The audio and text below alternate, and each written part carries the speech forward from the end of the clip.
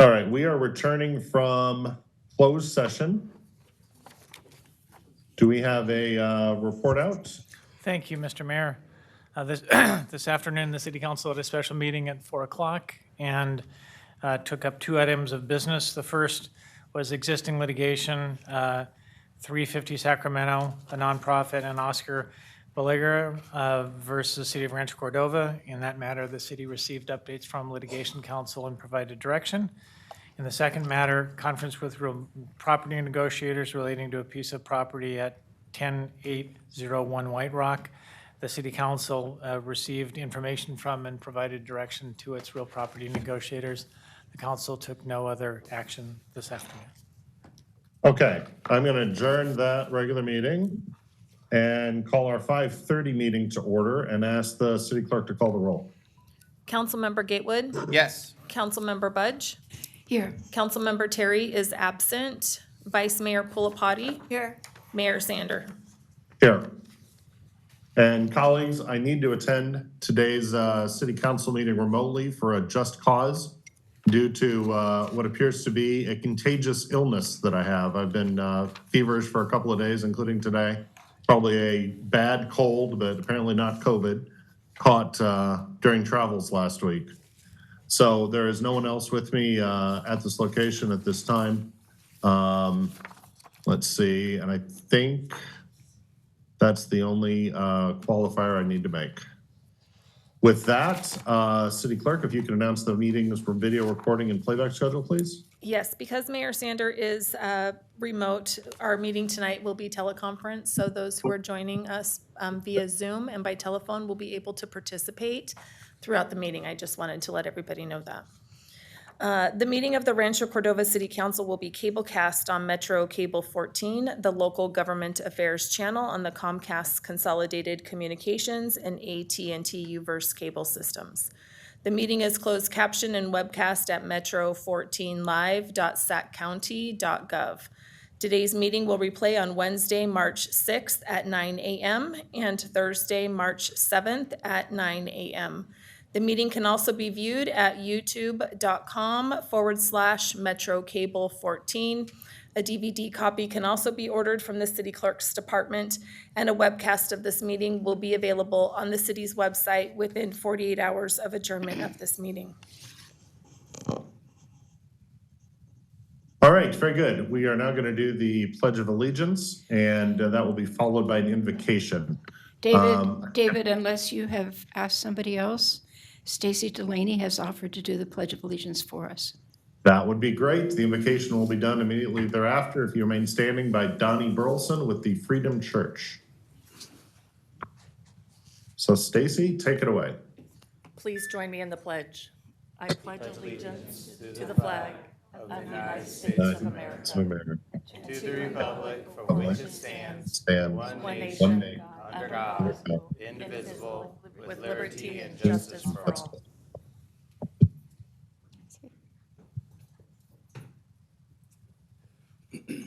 Mayor Sander, members of the council, would you join me in prayer, please? Father, we love you. We thank you for this day, this time together. Lord, I thank you for our mayor. I thank you for these council members. I pray that you would touch the mayor's body. I pray that you would help him, God, to recover quickly. I pray for your blessing on each family that's represented here tonight. I pray you would bless them financially. I pray you would bless them with divine health. God, I pray that you would bring protection to their homes and to their families. I pray tonight's meeting, God, that you would give us wisdom and clarity of thought, that they would make decisions that would bless the people of Rancho Cordova. We ask all these things in Jesus' name and give you glory. Amen. Amen.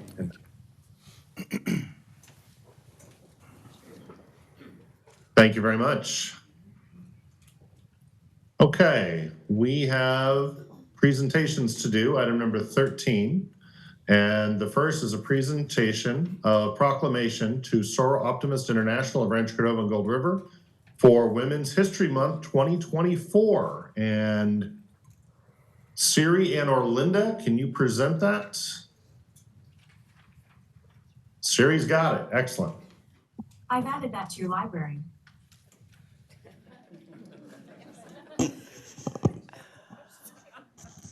I'm listening. I'm always listening.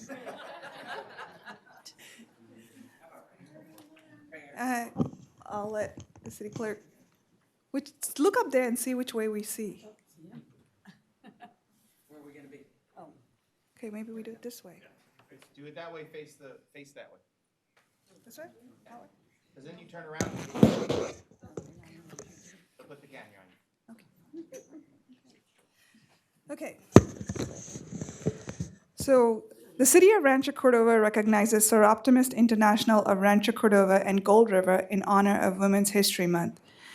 Since 1987, the United States has observed the Women's History Month throughout March, and Soroptimist was formed in 1921 in Oakland, California, when women were not permitted to join service organizations.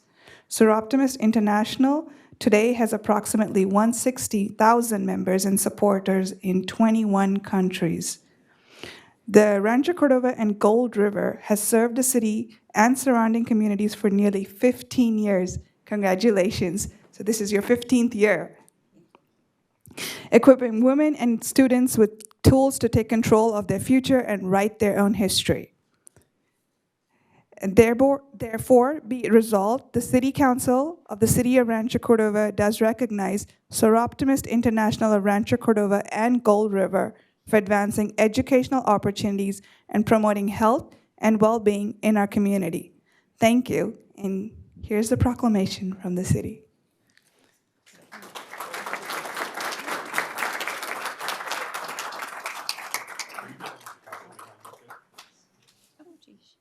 Mark.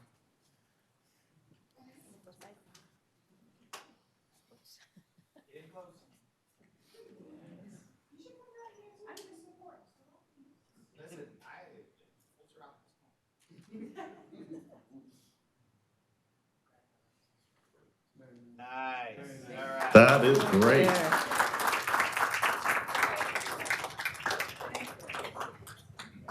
So I know Soroptimist does so much more than was included in the proclamation. If somebody would like to talk about some of the programs that Soroptimist has, Yeah, come up to the front. please. We want to hear all about it. About your work with women and girls and whatnot. Yeah, thank you. And our fearless leader, Cheryl Longsworth, couldn't be here with us tonight.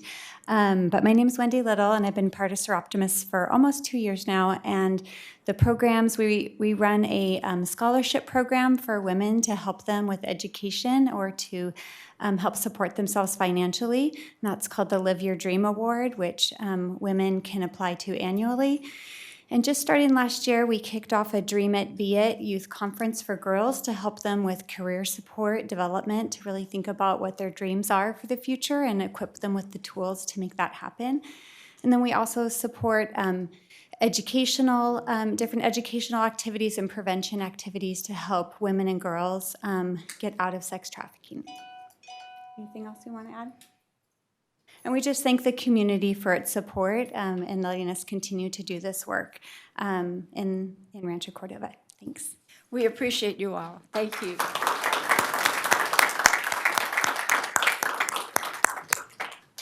That's great. We have watched you grow as an organization since you were chartered, and it is really exciting to see all the contributions you're able to make.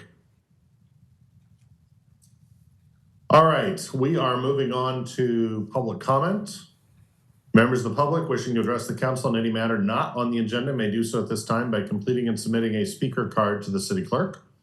For items on the agenda, speakers will be called up by me at that point when the agenda item is heard. Speakers are encouraged to keep comments to 3 minutes or less and to state their name and community of residence. Note that under the provisions of the California Government Code, the City Council is prohibited from discussing or taking immediate action on any item not on the agenda unless it can be demonstrated to be of an emergency nature or the need to take immediate action arose after the posting of the agenda.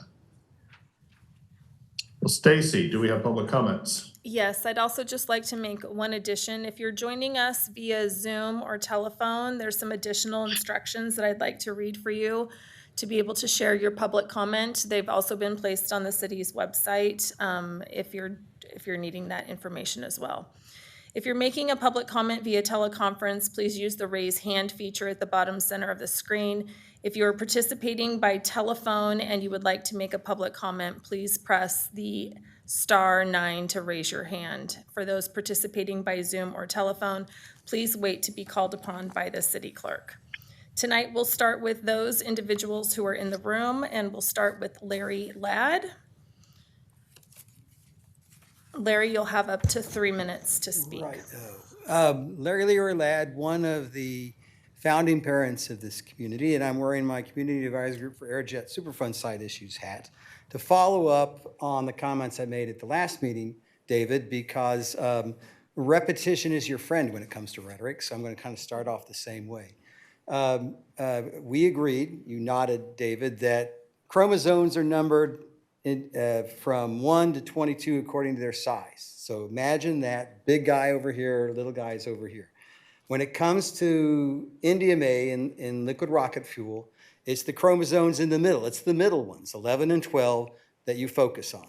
When it comes to TCE, then it's at the extremes. It's chromosome number 3 and chromosome number 22. So what I left you guys with last time in this multi-graph thing was the gene. There are no chromosome 3 mutations, but there are a couple in 22, and one's particularly suspicious for a variety of reasons. And I'm also leaving a map with you guys today to illustrate the chromosome 11 and 12. There are a couple of liquid rocket test sites in the San Fernando Valley historically, and you can see the strip of people along the highway. My point then was that air pollution from highways and water or other sources of pollution work synergistically. If you go through this cancer atlas, it's all over Los Angeles County. So that was the point I made last time, so I wanted to provide some evidence for that point.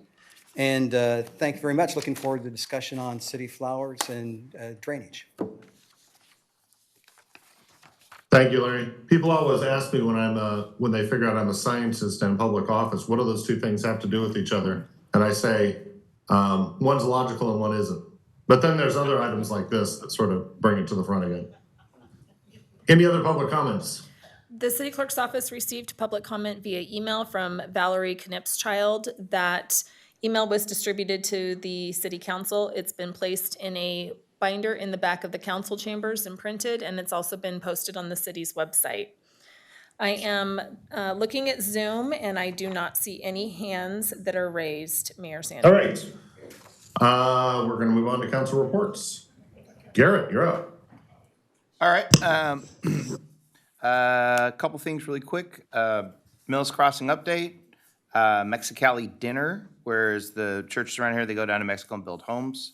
And then Cordova Black Student Union gave me an honorary barbecue. Got to tell the story of how I grew up, how my dad was the first African-American to be at in the San Juan School District. Very interesting story. My dad, who, as my grandfather was flying and in the World War, would have to, because they couldn't find jobs for African-American people back then, my grandma would play piano at a bar all night long. And so my dad would have to sleep in the car at night because they didn't quite have a place to babysit the child. So my dad spent the first part of his life in the car sleeping while grandma played piano for tips. And that's what she had with the salary that they got from being a soldier. One of the first black pilots out there. That was my grandfather. And then this grew a man that, even through all those struggles, was the first black teacher. And so I always love the story about how he was, I think it was a soup kitchen back then, because everyone, that's what they had to do, because they didn't have money, and was on subsidies. And so he got the chance, had his credential, and got the chance to get a job. And General Davies, if you know anything about the San Juan School District, he was the one that called my dad in and said, there's a bunch of kids that are being rowdy. And they had taken all the black kids and they had stuck them in one room, and they didn't know how to get them to calm down so they could educate them. And so they're like, Steven, I think you're going to have to do this. And this is back in the day when my dad was thin, had a giant afro, and would wear disco clothing with a whistle to work. It was fabulous, too. And he had that hat that doesn't quite look right, and you're like, you shouldn't wear that in public. And he went into the room and said, I think the words, and this is going to be the PC term, sit down, shut up. And the kids were quiet, because they'd never had someone that was going to actually educate them and treat them like they were regular kids. They sat down, they shut up, and 35 years later, he had educated.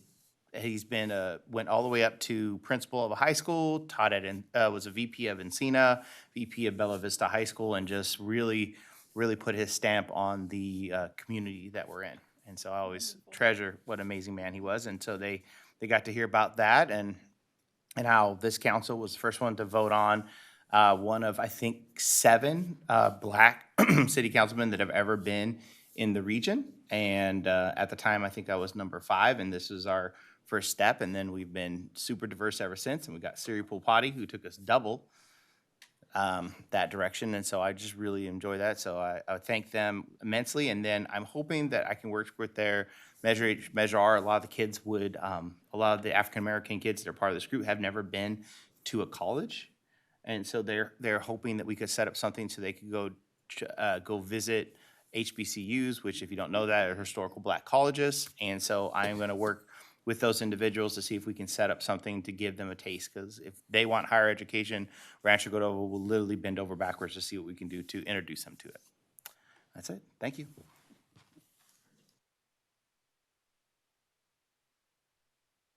Linda, go ahead. Thank you, David. So Regional Transit met this past week, and the main issue on the agenda that at that meeting was to change the board composition of Regional Transit. And David, it's evolved twice since you were on the board. And at this point in time, we have voted by majority vote that the City of Sacramento and the County of Sacramento will have an equal number of representatives on the RT board. Elk Grove will have 2 based on their population, and Rancho Cordova, Citrus Heights, and Folsom will each have 1. And we also adopted a number of board members limit, but it provides for the cities of Galt and West Sacramento to join Regional Transit if they are interested in doing that in the future. We had another item on the agenda, but I'll talk about that in a minute. This council had a meeting to talk about the relationship with the Folsom Cordova School District and our other school districts, and decided on a course of action that would be prudent.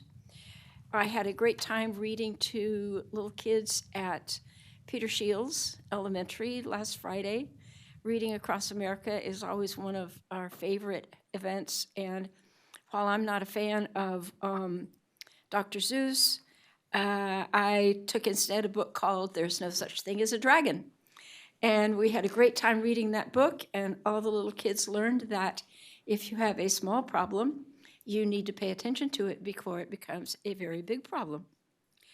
And under the heading of becoming a very big problem, city staff and I had a meeting or had lunch with Regional Transit Director Henry Lee, Executive Director Henry Lee the other day, and they are getting ready to embark on what is really supposed to be a comprehensive planning study. They did one back about 6 years ago, how time flies, and it resulted in some changes to routes, but in reality did not address all of the new growth areas in either Folsom or Rancho Cordova or Elk Grove or anywhere else. And so this is a true comprehensive study that is supposed to address how we provide bus service ultimately to those areas, as well as to the potential for new growth along the Jackson Highway between Bradshaw and Sunrise. And so they're going to kick that off later this year, and we're looking forward to participating in that. Thank you, David. The continual remodeling of the vote structure at RT is sort of challenging. I mean, I saw it happen. I saw it happen the one time, and it resulted in a suburban vote over the traditional core city of Sacramento dominance of that board that yielded a lot of anxiety on the part of the downtown folks. I suspect that's still the driver of this rearrangement, Well, but it is to a certain extent. The intent at this point is to give the county and the suburban cities the ability to create progress in the new growth areas. And when I say it was by majority vote, it was majority vote, it was not unanimous. And so now, because regional transit is organized under state enabling legislation, this will go back. I believe that Stephanie Wynn from Elk Grove is going to carry the legislation, and it will have to go through the legislature before it becomes final. But there doesn't seem to be a barrier to that. all right, very good. Siri, you're up. Thank you, Mayor. As Councilmember Budge mentioned, we had the discussion on the school reorganization, and we had really good parent input from the EGUSD area. And though we're really passionate about what we think we need from the FCUSD, we'd really like more parent participation at our next meeting, and that's kind of one of the takeaways that we did have at the last meeting, that we're going to do a community outreach. So Folsom Cordova residents, if your kids go to Folsom Cordova, please do look at your emails or snail mail, however we're going to get this to you, so please respond to that. I am a big fan of Dr. Seuss. Unfortunately, I was not part of Read Across America. The number of times I read Go Dog Go, I probably, at one page was just reading off and just looking at the pages. I know we have a really hot topic today. What's the best flower for Rancho Cordova? So with that, I will pass it on to the mayor for his comments. All right, very good, Siri. I actually have a ton of stuff. I'll try to be brief. I went to Lawrence, Kansas last week on behalf of the NLC, celebrating our 100th anniversary. And the University of Kansas in Lawrence is where the NLC was born. So we went back, had a couple of speaking engagements to faculty and students there at the university, did a reception with the League of Kansas Municipalities, and saw this is the coolest part, saw the original founding documents of the organization with the founders' notes on them. It was pretty amazing. It's kept in an archive, a special, what do they call it? It's a special library they have there on the campus where they just archive documents. Also got to go see where the Kansas basketball team plays. And that was pretty cool. And there were some very famous track stars, Olympians, who went to Kansas. And in the museum there, they had, the discus and stuff that I was really excited to see. So that was an interesting trip to Lawrence, although I probably got this disease while on that trip. So that was the Earlier Jayhawks. last week, earlier last week, I spoke to our pro-youth program at City Hall, and it was a really interesting discussion. Colleagues, if you haven't had a chance to interact with those kids, I encourage it. They asked some pointed questions. In my case, they were really interested in hearing the history of Rancho Cordova. They didn't know much at all about, where we came from, where we were 100 years ago, 200 years ago, those sorts of questions. And so I sort of had to just, spin the whole tale out for them and sort of tell them how our community evolved to this point. And they were also very interested in knowing what their best contribution could be to our communities. I would challenge all of you with that idea. How do we best engage or suggest roles for the pro-youth program? My academic decathlon team competed on Saturday, did a great job representing Rancho Cordova. We beat all of the neighboring schools yet again. It's pretty exciting to see that happen. I went to a Cal Cities board meeting the week before. There is still a lot of consternation about ballot measures that may have significant impact on us in the fall, but there are negotiations going on, some litigation going on, and potentially a nearer term victory in that. We will just have to see. The Arbor Day tree planting was a great success at Dave Roberts Park. I arrived in order not to plant a tree, unfortunately, because I had other obligations, city-related obligations. But I was there to kick it off, and there were a lot of volunteers. It was done in conjunction with Cordova Recreational Park District at Dave Roberts Park. So I was glad to see our staff there organizing that. And let's see, the sewer district met last week, and we are still working on options for fee waiver or compensation or financing with regard to infill developments. That's an ongoing process. SACOG is also engaged in that, my other board assignment. And we're actually looking to SACOG to do some regional leadership on those infill corridors. You may remember that SACOG got funding for a program called Green Means Go. It was intended to be just for us in compensation for some special things we did during our last MTP that the state was asking of us, because we took a leadership role on in the state, and it ended up, of course, not just benefiting us, but the authors downtown made it a statewide program. So diminished the impact on us, but hey, helped statewide. That program specifically is aimed at generating some grant dollars for infill development and in special focused areas. So we think that there's an opportunity there for some SACOG leadership on this in the region, but it's going to require a lot of agencies to work together. Everybody who we represent who charges a fee for development should probably be at that table. And finally, I recorded a podcast 2 weeks ago as part of the Rancho Cordova podcast. I encourage you to, I think it's out. I encourage you guys to listen to that series. It's really interesting. They've now branched into the Rancho Cordova podcast. It's now branched into arts and sports, as well as just interesting local personalities, I guess you would say. That is my report.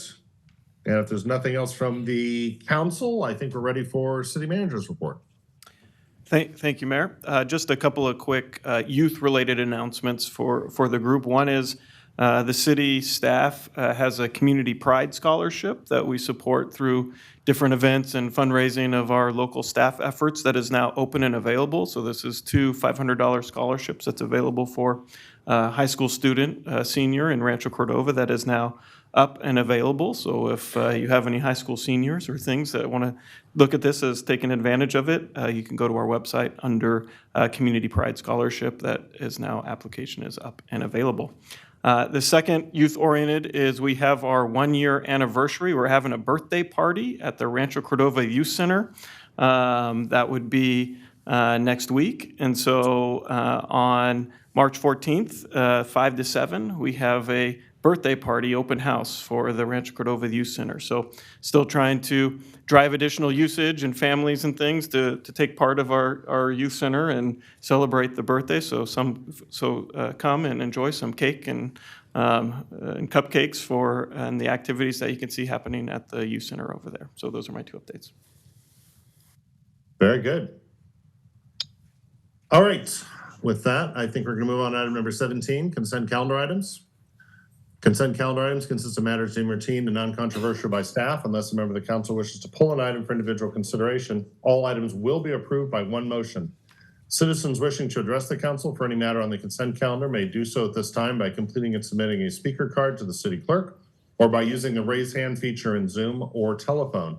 For items on the agenda later, speakers will be called up to the podium by me at the point we take those items up. Speakers are encouraged to keep their comments to 3 minutes or less and to state their name and community residence.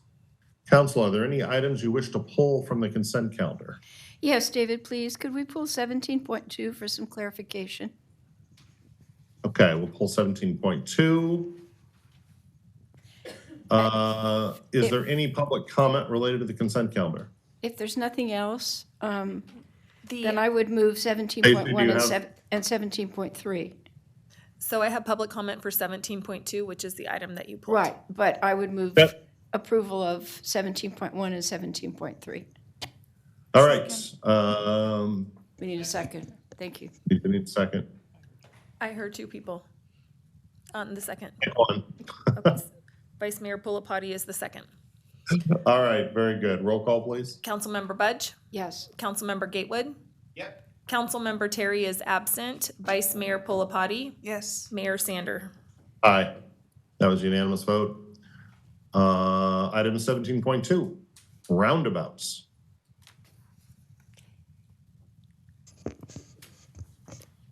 Good evening, Mayor Sander and council members. Albert Stricker with the Public Works Department.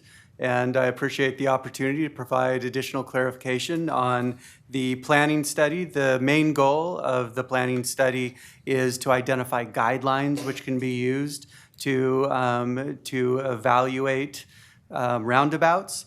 The geometrics of many different intersections around the city were evaluated, and they were primarily evaluated for geometrics, but are not necessarily an indication that the city will be moving forward with further design of those projects. There would be, if a location was identified, there would be significant additional community outreach and conversations before moving forward with any material advancements on any intersections and roundabouts. The main priority and the greatest opportunity in installing new roundabouts in the city of Rancho Cordova is in the new development areas where we're able to start from scratch and design those from the beginning to make sure that they fit in with the communities, the businesses, the neighborhoods that are surrounding those. And the guidelines that have been established in this planning study will be an important part of reviewing future plans. And I really appreciate that, David. The reason I asked to pull it was the fact that I know after wading through 122 pages of report, and other people were concerned that those original 5 locations were being recommended for approval. And as Albert has assured us, that's not the case. So I appreciate that information. All right, any other questions on this item or any other comments on this item? We have public comment. Let's go ahead and take that. We'll start with David Grozier. David is in the council chambers and will be coming forward. You'll have up to 3 minutes to speak. Following David will be Jennifer Garcia. Thank you, Council. My name is Dave Crozier, and I'm the assistant production manager over at Clayton Homes, located on Old Placerville Road at 9998. Just down the road from one of the locations.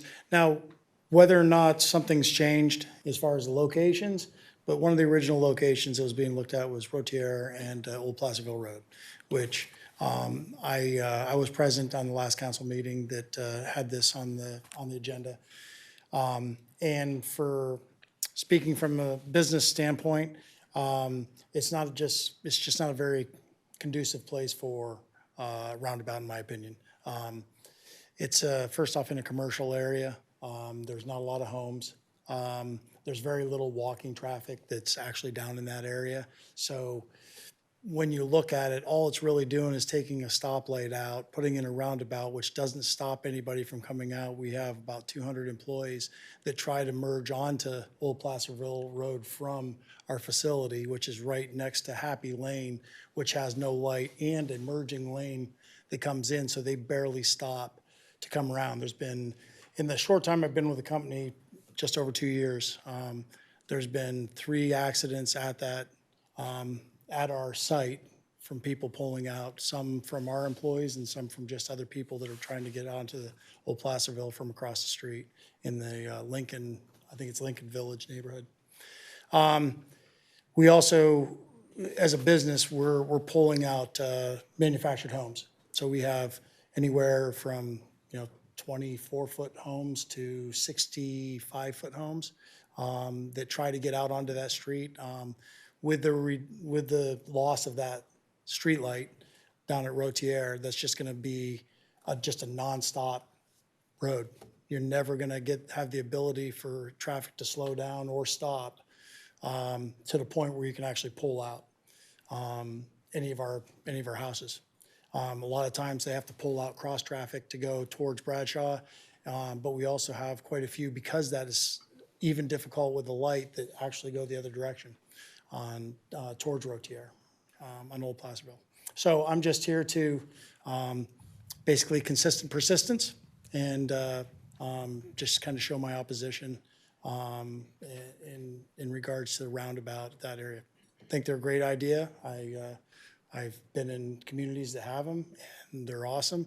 But unfortunately, I just don't think it's the proper location for that type of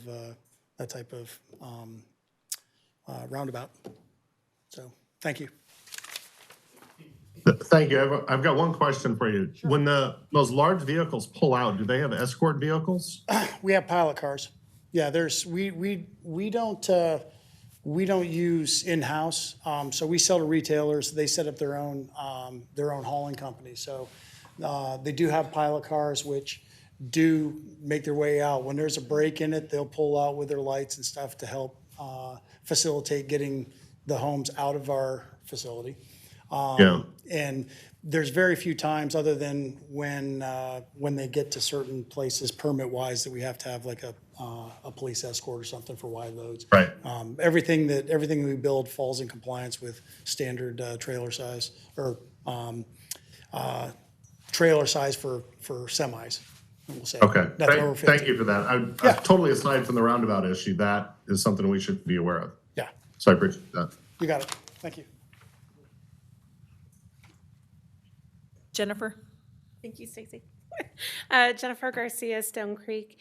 I was just going to echo the sentiments the gentleman just did from Clayton Homes. That thank you, Albert, for clarifying that from the study. But I think we had the same thing from the January 16th meeting, just seeing those 5 locations on there that run from Routier with the homes that come out. I have seen that in the morning and been stopped.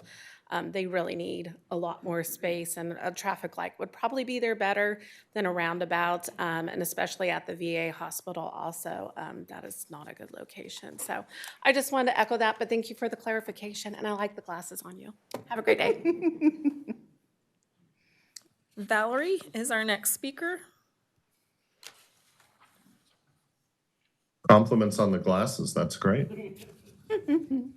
Hi, I'm Valerie from Stone Creek. I know the one intersection I'm talking about isn't on anybody's list, and I keep talking about it, Zinfandel and North Mather.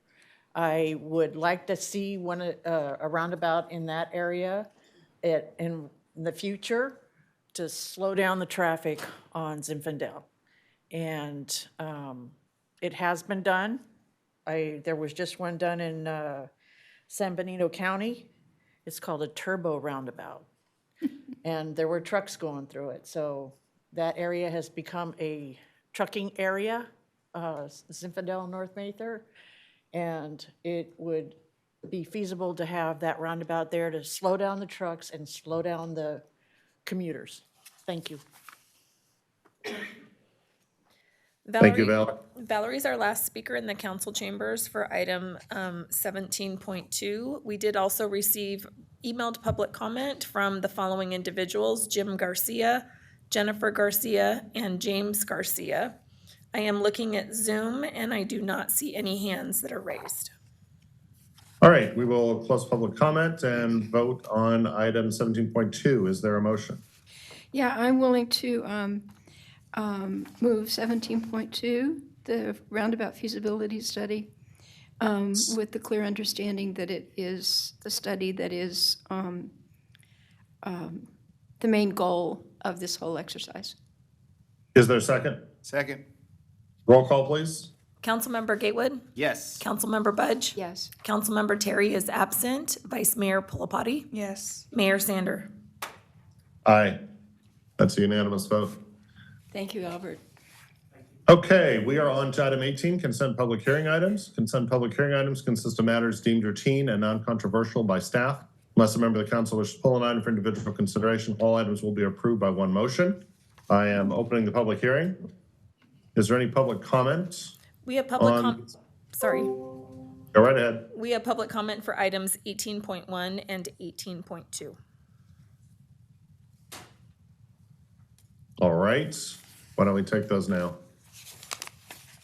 Okay, we'll start with item 18.1, Valerie Knipschild, if you'd like to come forward. I should have stayed up there because I wanted to lead into the speed. On that feasibility, or not the study, the 18.1, the speed limits that are being changed, I wrote in about the section from international to the city limits. It's staying 45 miles an hour. I saw that on the staff report.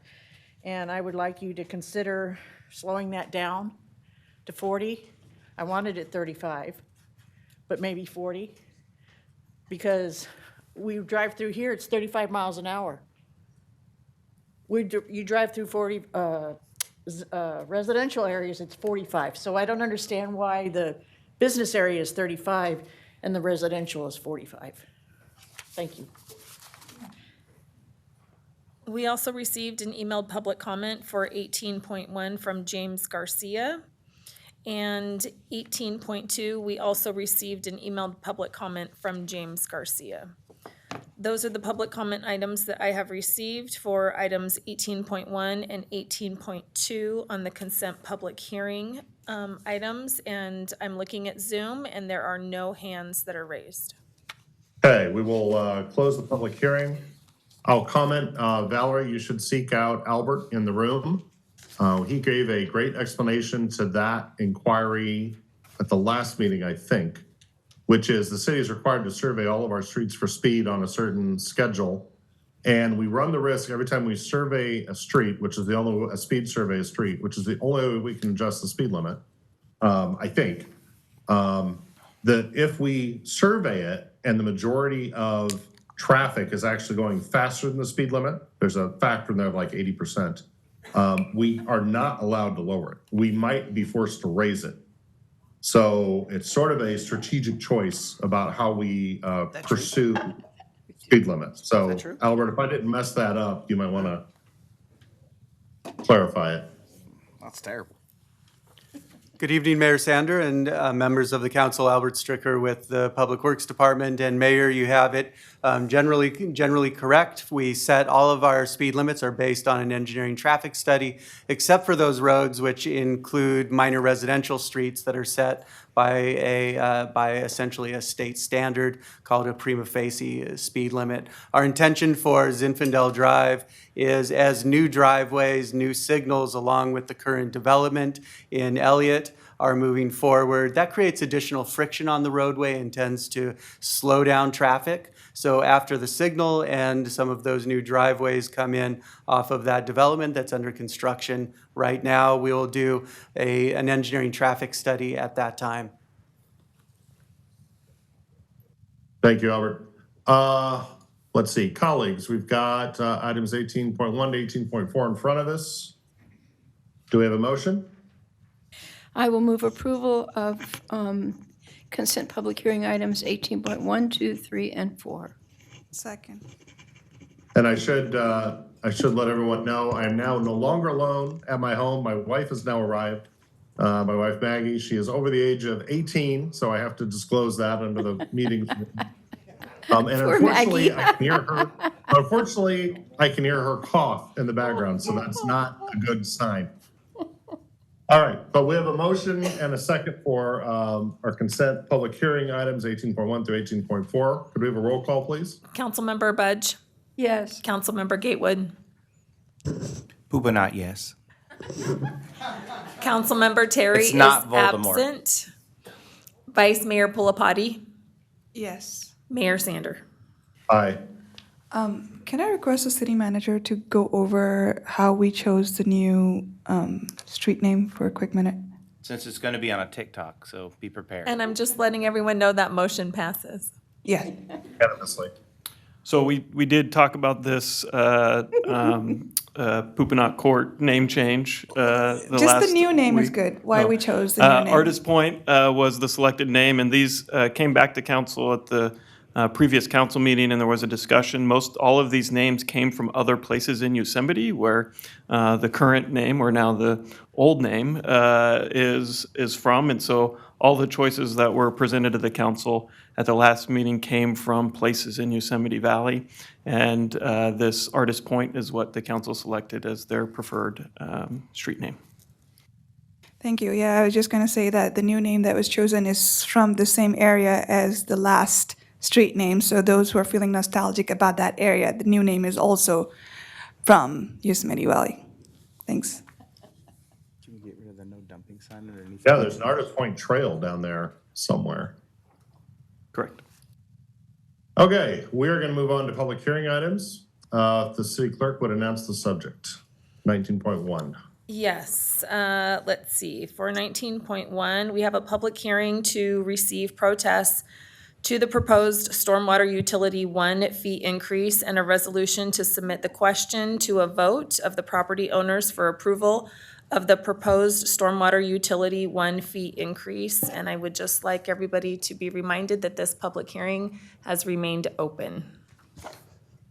All right, very good. Dahlia, I think you're up. Yes, good evening, Honorable Mayor, City Council members. We will start off this item with just a quick refresher presentation. That'd be good. Okay. So really quickly, the purpose of the proposed increase in the rate is based on multiple factors. Number one, safety improvements to alleviate local flooding, also increase storm response, increasing costs from aging facilities. We have inherited a large number of super old facilities with the transition from Sacramento County, some built back in the 50s and 60s. The increased regulatory compliance requirements, whether it's from FEMA or other state-regulated water quality requirements. We also want to be able to meet our community needs by having more expedited response to resident complaints and community needs, more outreach to community businesses and owners about regulations and compliance that has to do with businesses, and finally, the need for capacity improvements to deal with flooding issues such as the one shown in the photo, which is Sunrise Boulevard. So what are some of the results of not increasing the fee or potential consequences? We have $50 million in identified improvements to our storm drain system that will continue to grow. Those were identified through our stormwater master plan. There's $70 million in replacement cost of those aging facilities that will also continue to grow. The level of service will be impacted, which could potentially increase flood risk and affect emergency access and movement of goods and services during large storm events. The ability to react to extreme storm events and atmospheric rivers will be impacted. More emergency response and reduced ability for long-range planning. Basically, will be more of a reactive program instead of having a long-range plan program. It will reduce our resources to comply with state and federal regulations, which also keep increasing. And finally, increase legal liability from potential residents and businesses being flooded by city system. So as a reminder, the proposed increase only applies to the areas shown in green in the map. That is the Stormwater Utility 1 district. The district was formed back in 1995 by Sacramento County, and all the money collected in that fund is only used for the stormwater program. It is an enterprise fund. Unfortunately, when it was set up, it did not have an inflator. So we have basically had the same rates for about 30 years now. So this table kind of summarizes how we're going to roll out this proposed rate increase. So currently, the annual fee is about $70.08. We will be rolling out the increase over 5 years. So we will go from a monthly fee of $5.84 and incrementally go up every year to finally a rate of $13.06. That would be by fiscal year 28-29. So you can see here we have the annual increase percentages as well as the amounts. So finally, we have a proposed motion for you today to hold the notice public hearing. We will be reporting the number of protests that the city has received. the ones that have been reviewed and vetted to be valid, as well as the ones that are not valid. Also a reminder that really the ultimate decision is to send ballots out and have the citizens or the property owners that live within that district basically vote on that fee increase. So the action from tonight will allow us to move forward and mail those ballots. And we will come back to council on May 6th to tabulate the results of the ballot election. So, and that's pretty much it. So if we do receive 50% approval, a simple majority, 50% plus approval, then basically the rate will increase and we'll start implementation in July 2024. So that's the last slide I have for you. And with that, we can move on to the next discussion.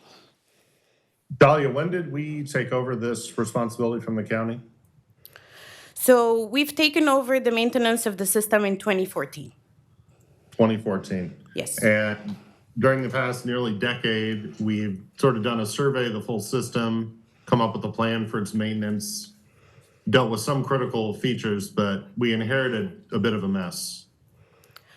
We did, and we had to start by really studying the system and identifying where the weak points are, where the flooding locations are, which took a lot of work in terms of, we spent 3 years on a master plan that did a bunch of modeling as well as field investigation. And out of that, we basically had a list of improvements that we have to implement.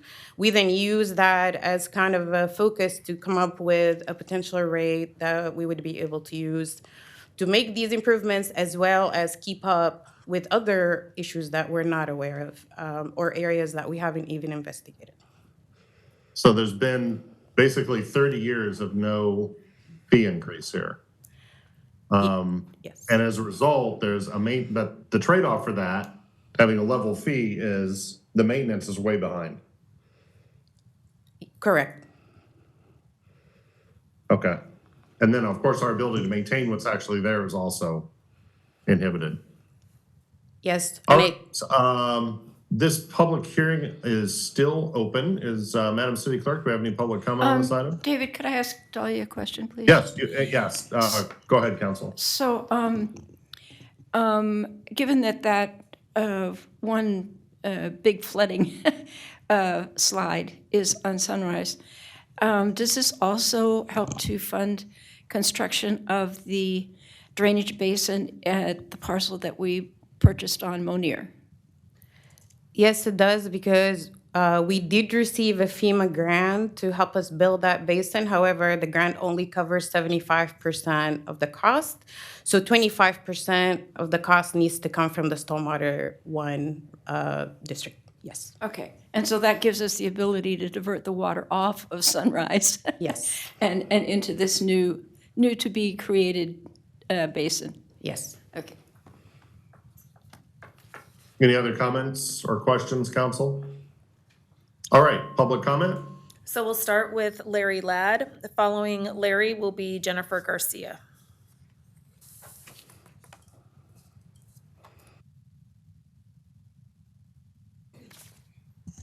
I'd like to follow up on a question or a query I gave Dahlia when earlier in this process, and have been remiss to not find out the answer. But I was told by Alex McDonald at the Regional Water Quality Board that during the 82-83 El Nino, Buffalo Creek was impounded to keep Aerojet's waste from getting into the American River, and there was such a rainfall during that El Nino that and it was dammed up that it overflowed into the Folsom South Canal.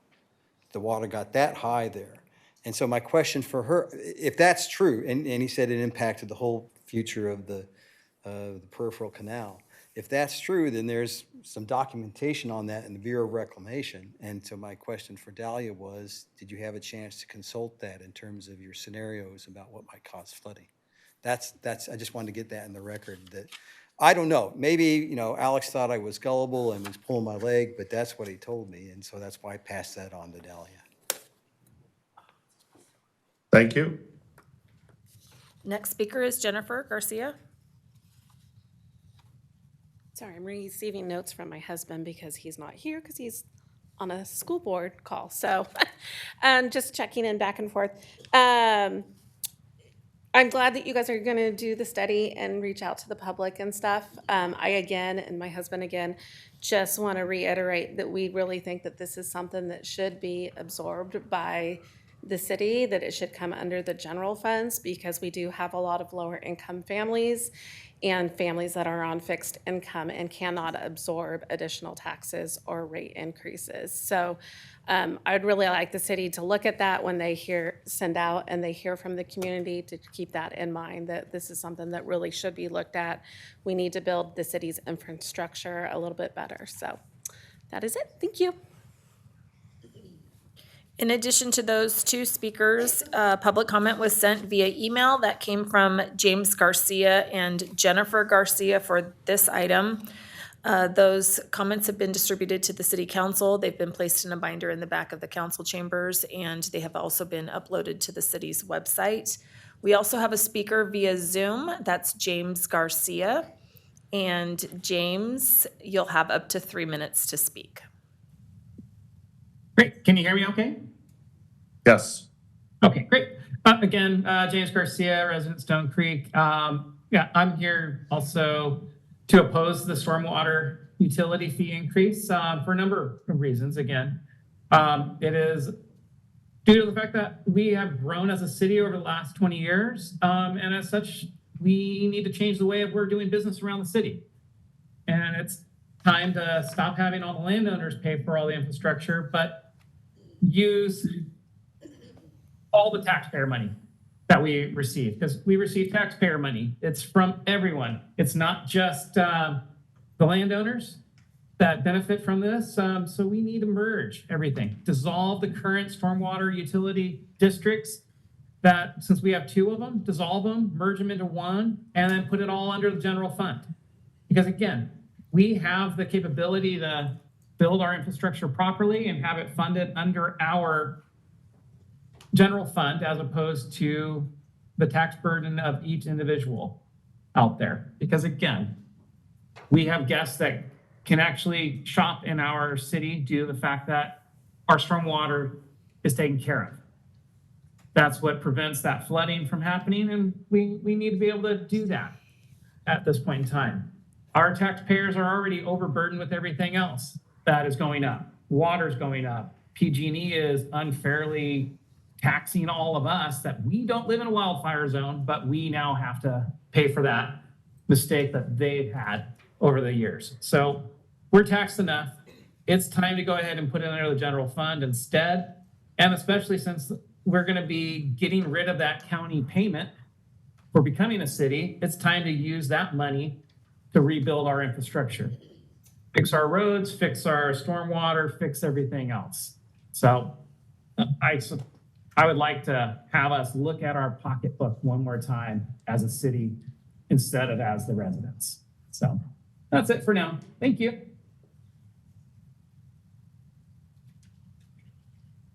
Mayor Sander, that's all the public comment that we have for item 19.1. All right, very good. Madam Clerk, could you report the protest results, please? Yes, I'd like to ask Dahlia if she's ready for that report out. The city clerk's office did receive a number of protests. Many of them were dropped off to City Hall or they were mailed. Persephone Riley, the assistant city clerk, has those if anybody's interested in reviewing them or inspecting them. I'm just going to have her hold them up so that you can see the volume in which we have received. And so they have been reviewed. So I'm going to go ahead and start. The number of written protest forms received that are confirmed to be in the, is it SWU? S-W-U? SWU, thank you. District and have valid signatures is 716. The number of written protest forms received that are not confirmed to be in the SWU district is 0. The number of invalid written protest forms is 22. Dahlia was present during much of those recordings, as well as Persephone in the final count. Correct. All right, with that, I'm going to close the public hearing. I will comment, these districts do not, on their face, make very much sense. If you look at those maps, it's not something any of us would have intuited that was necessary for stormwater control as a district. I don't know what the legal liability or challenges might be of unwinding those districts and trying to fund them in a different way, but this is generally how government is done. I would say if there is a better way, a way that we could more innovatively handle those districts, I would be all in favor of that. But for now, I think this is the system we've got in front of us. Is there any further comment, council? If not, I'm open for a motion. So hearing none, I will move that we have held the appropriately noticed public hearing to consider the protests that were received for the proposed stormwater utility increase, and that was not a majority protest of the potential number of however many protests there are out there, because it's quite a large geographic area, and that we approve the resolution to submit this question to a vote of the residents of Rancho, or the voters of Rancho Cordova. Second. So can I jump in? It needs to be the voters in this 2-1 district area only. Okay, in the SWU1 district. Yes. Okay. I like how I can vote on tax increases, but I cannot vote on something that actually benefits me. So. Yeah, that's a little strange. So we have But a that's the odd system we've inherited here. Yeah. So we have a All right. motion by Budge and a second by Pulapati. Okay, roll call, please. Councilmember Budge? Yes. Councilmember Gatewood? So I'm voting no because I want to see it, like she said, either on the general fund or I would like to see a different level of increase. I just don't think it's proper at this time. So I'm no. Councilmember Terry is absent. Vice Mayor Pulapati? I vote yes. This is something that the citizens can decide on. It's not just us. Thank you. And Mayor Sander? Aye. So the motion passes with 3-1. It's interesting to have this item come up during a period when we were threatened with tons and tons of rain and flooding. Some of us have seen that happen in Rancho and tried to deal with it on an emergent basis.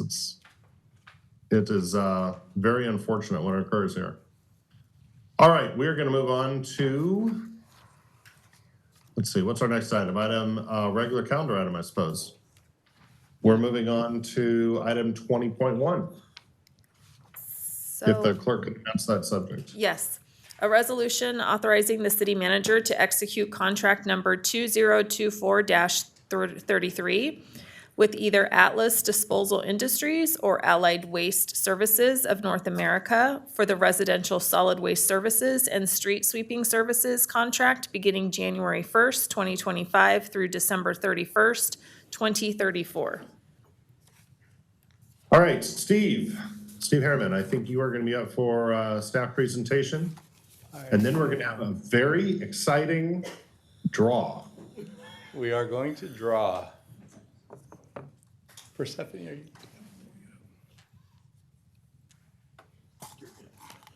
Steve, you want to explain what we're doing?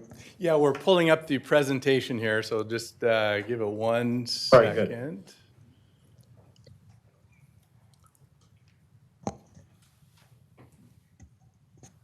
There we go.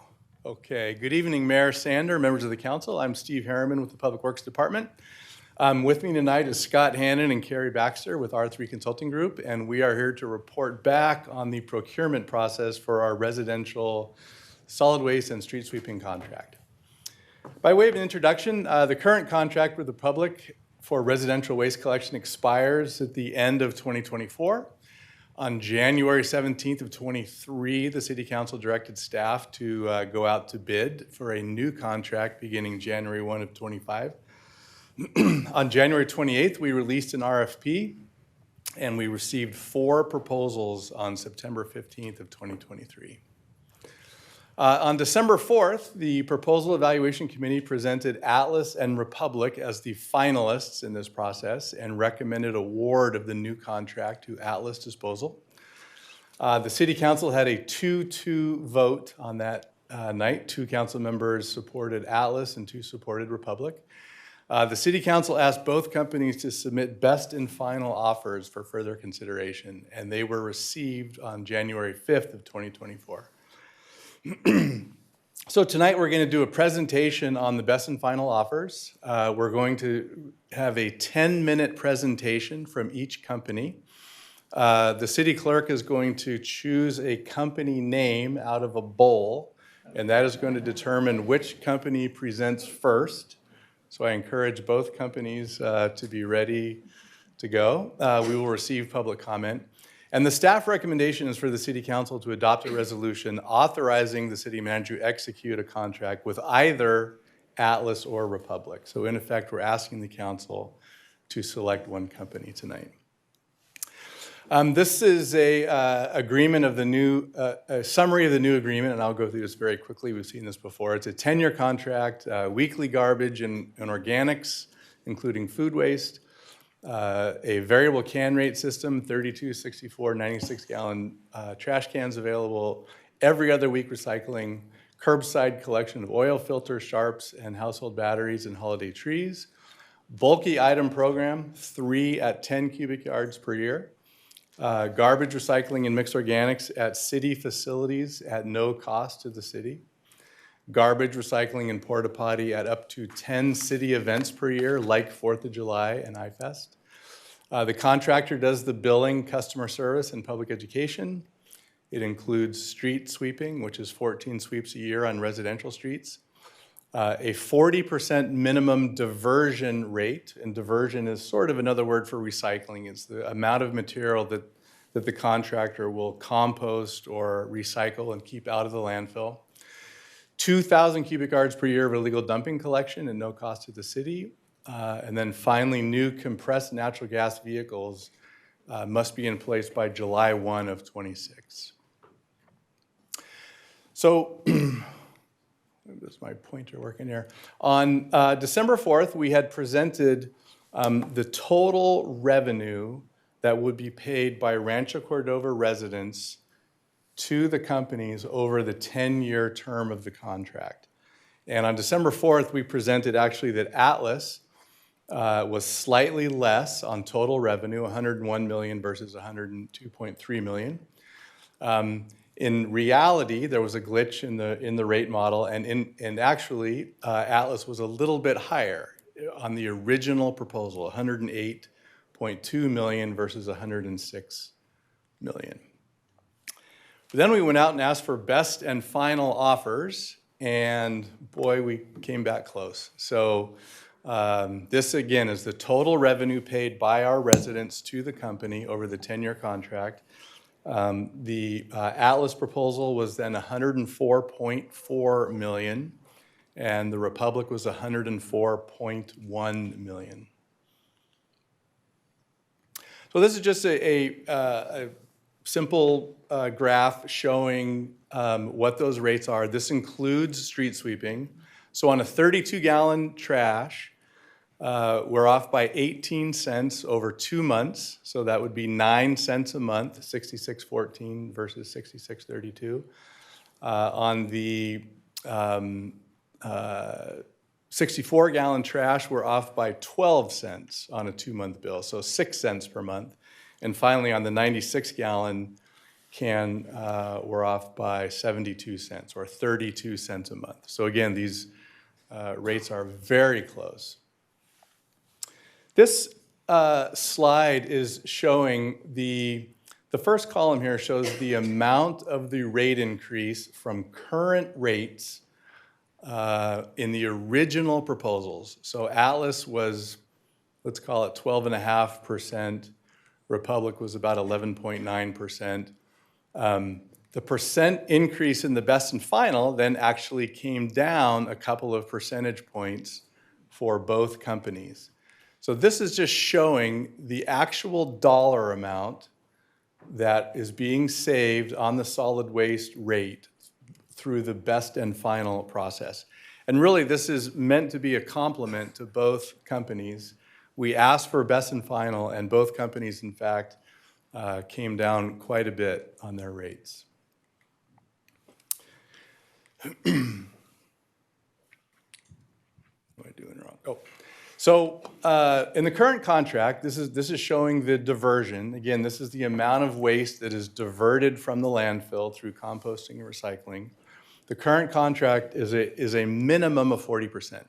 In this RFP, we asked the companies to specify what the diversion rate would be in the new contract, and that will be included in the final contract. The original proposal from Republic showed a 43% fixed across the 10 years. Republic in the best and final increased that starting at 43 and then going up to 47%. So in the best and final, Republic is presenting higher diversion for the contract. Atlas in the original, and they did not change it for the best and final, but it's basically 45% ramping up to 52% over the 10-year contract. So Atlas is now still showing a slightly better diversion performance. This is also, we presented this on December 4th, and it's showing the total amount of mileage that the company's vehicles are driving to different facilities. And mileage is often sort of related to a sustainability goal. With less mileage, there's less fuel consumption, less greenhouse gas emissions, less congestion, less pavement impacts. So it's sort of a standard in the industry to look at total mileage. In the original proposals, Atlas was less by about 1 million miles total truck traffic over the 10-year contract. A big change in the original proposal, Atlas had proposed to haul organics to forward landfill. In the best and final, Republic is proposing to haul yard waste to Van Vleck Ranch for processing, and Van Vleck Ranch is near Rancho Murrieta, so very, very close. It would still travel to Elder Creek Transfer Station for processing and then be hauled back. But the effect of that is that Republic is reducing the total truck mileage in their best and final by about 250,000 miles per year. So under the best and final, Atlas is about 750,000 miles less than Republic. So Republic came down some. Again, we asked in the best and final to take a look at the public education budget, and there's a lot of numbers on this slide, and I'm not going to go through all of them, but I would just look at the bottom line here. Atlas, in the original proposal and in the best and final, proposed $128,000 a year. They did propose in year one a $34,000 budget to educate residents about the transition of service providers. So in year one, Atlas, would be at $162,000. But basically throughout, going forward, be $128,000 a year. Republic, in the original proposal, bid $85,000, and they increased it then up to $145,000. Okay, with that, we're going to, you have the bowl? Thank goodness. That's a bowl. You want some chips with that bowl? So there's one says Republic. That's just sad. One says Atlas. You want to prove that? Anybody here from Price Waterhouse? This is Republic. This is Atlas. The many responsibilities of the city clerk. Well, at least she's as tall as Steve is. We'll start with Republic. Oh, yeah. Yeah, show. Yeah, show. Yeah. Okay, I have witnesses. You better hold on to it in case we have best of final round. All right, welcome. We have been waiting for this for weeks. Months. Months. We're very excited about it. So welcome. We look forward to this. So there is a timer, and I will let you know when it's been 10 minutes, should you need 10 minutes, and then the mayor can decide what he wants to do from there. Sure. If we have questions after these presentations from council members, we'll entertain them then. But as for now, it's 10 minutes each.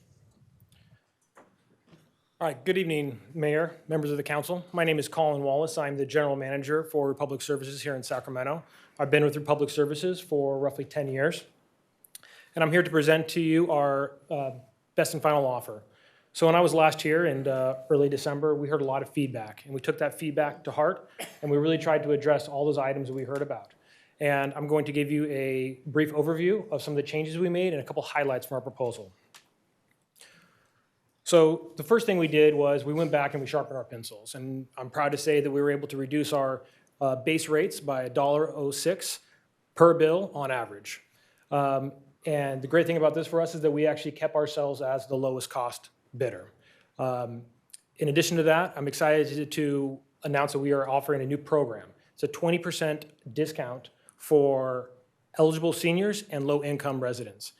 We've done this across the state, and here regionally, we've had similar programs, and we've had great success with the program. And I think it really benefits those who need it the most. In addition, we looked at our our paid extra recycling and organic carts, and we changed the rate adjustment, and we kept it in line with the other base rates. And the reason we were able to be the lowest cost bidder is because, in part, our large investment in our post-collection assets.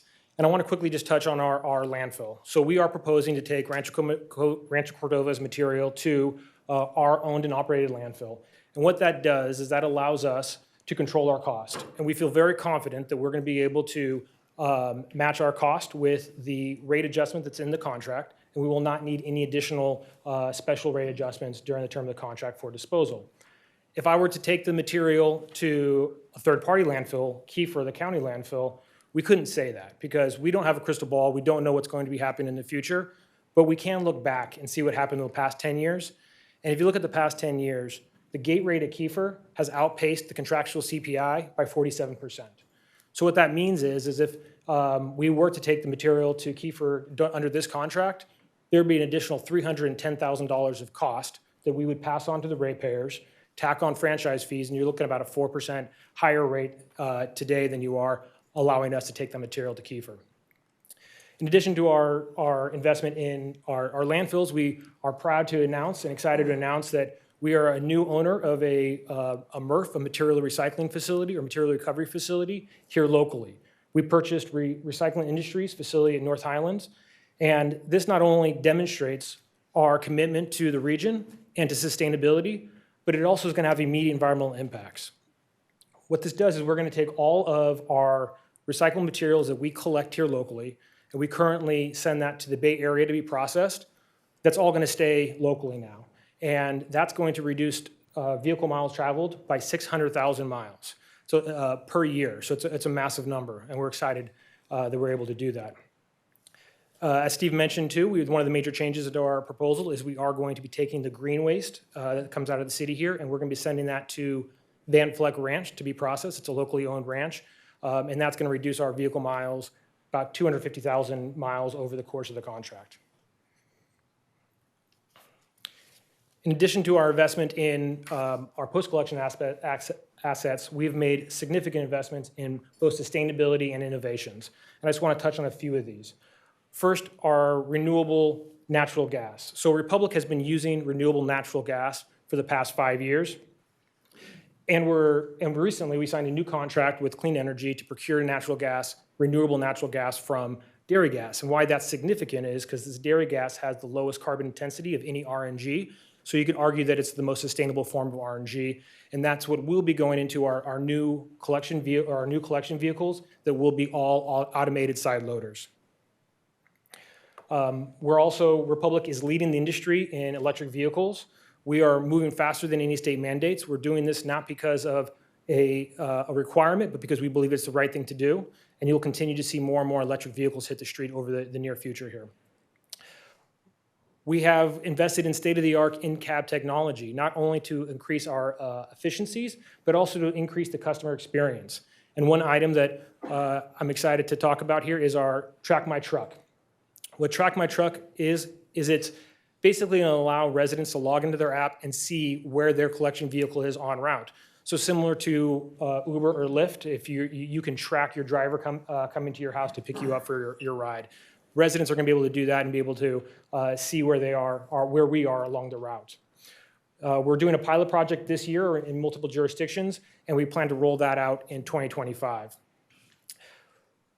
We also opened up our first polymer center, and what this is this is a first of its kind, the only one in the nation, a recycling center that's going to take our plastics and it's going to turn these plastics water bottles back into plastic water bottles, as opposed to sending this material overseas and downcycling it.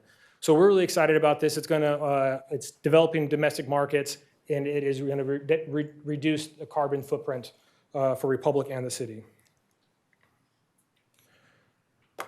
We also spend a lot of time focusing on our education and outreach budget, and as Steve mentioned, we increased our overall budget by $60,000. We also worked with our partner Splash to revamp our education program targeting to classrooms and schools. And we're going to be developing a curriculum that focuses on the next generation science standards.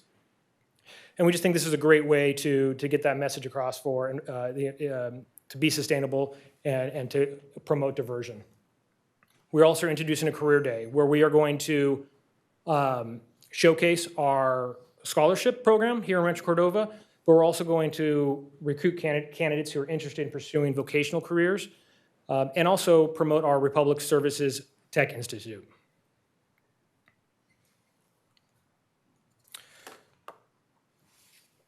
So in summary, Republic Services is a proud partner of the city of Rancho Cordova. We've been a long-term partner. We've been a partner for the last 20 years. We are ingrained in the community. We call the city of Rancho Cordova home. Our hauling yard is here locally. We have 130 employees who show up to work every single day in the city of Rancho Cordova, many of whom who live in the city of Rancho Cordova. We are involved in a whole host of organizations that support the city. Too many to go through in detail, but I would like to highlight at least a couple here. The first one is Rebuilding Together. We've worked with Rebuilding Together on over 16 community cleanup events, and we actually just launched our next project with them this past Saturday. Volunteers from Republic Services partnered with Rebuilding Together, and we actually cleared out 2 debris boxes, almost 80 yards of material out of a Lincoln Village residence home. And that was only phase 1 of the project. We'll be going back and working on the house and making some improvements in and around the house for this resident, making tangible impacts not only to this resident, but also to the community. I also just want to highlight our composting workshops. This is another area where we promote sustainability and diversion, and it's also a great way to engage with the community. We partnered with Soilable Farms and others to host these events, and it's just one of my favorite times to get out there and get to work with community members one-on-one.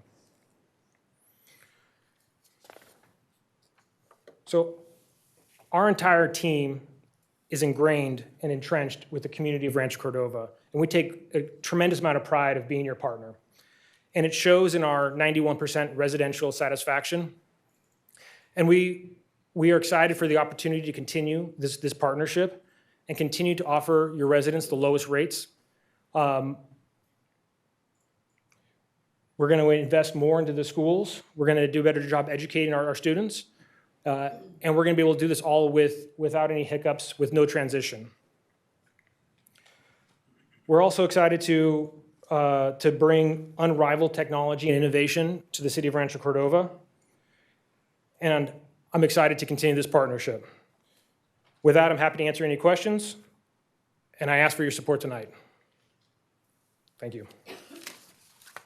Thank you very much.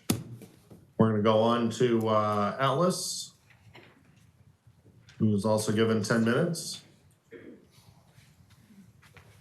Then we'll have some council questions, then we'll go to public comment. Good evening, Mayor, Vice Mayor, and council members and staff. I'm Brian Waters. I'm the COO for Atlas Disposal, and this is Rob Sipe. He's my VP of Sales and Marketing. We're going to be going through the presentation together.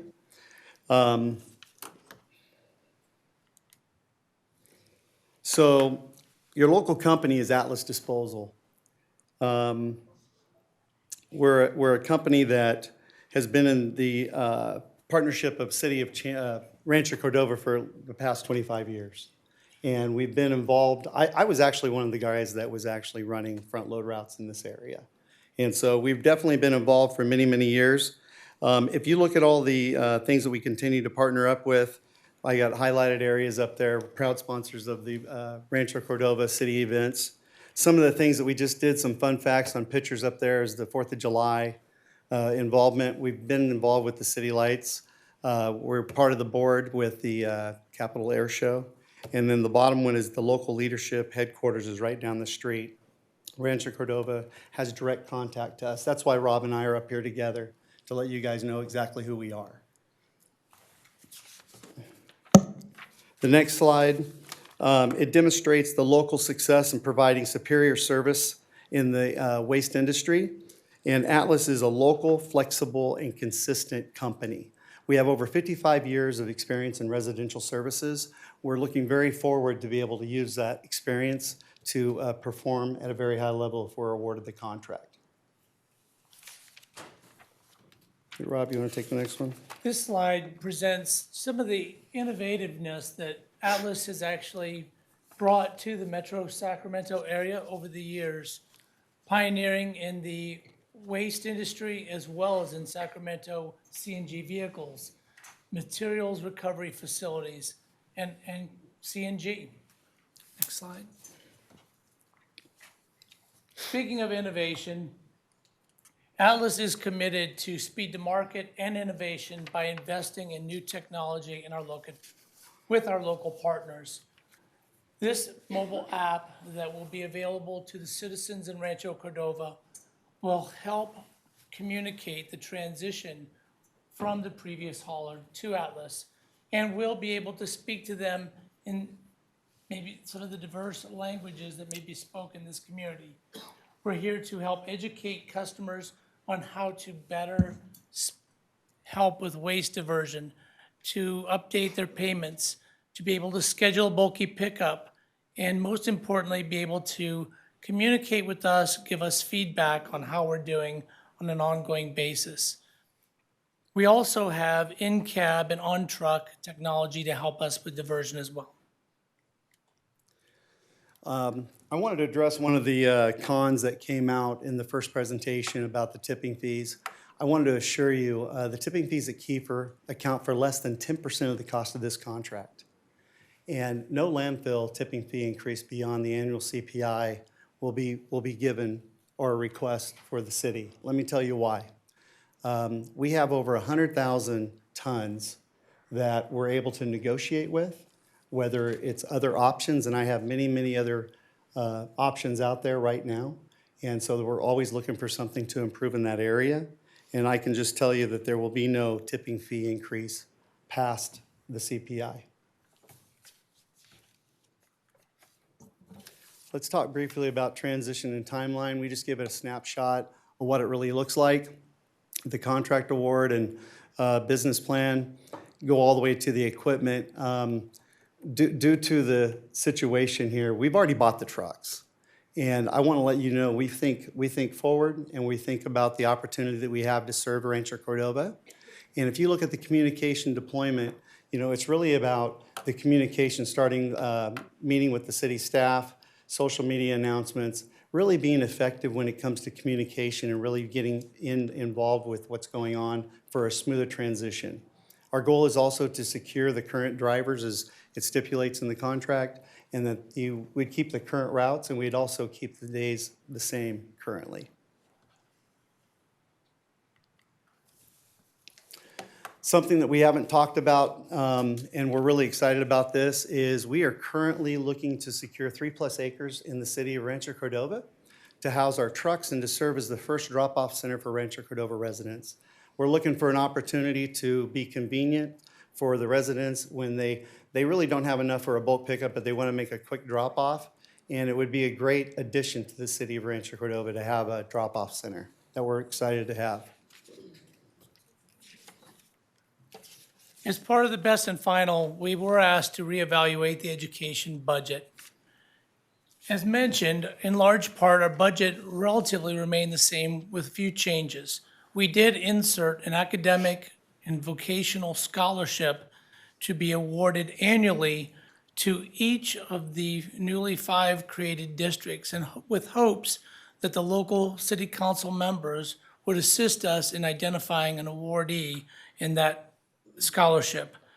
We will continue to support the Rancho Cordova Food Locker with biannual food drives. In addition to the RFP committed funds for another staff member for the recycling coordinator, we will also hire an additional recycling coordinator fully dedicated to the city of Rancho Cordova. Those funds to hire that individual are not included in the revenue budget.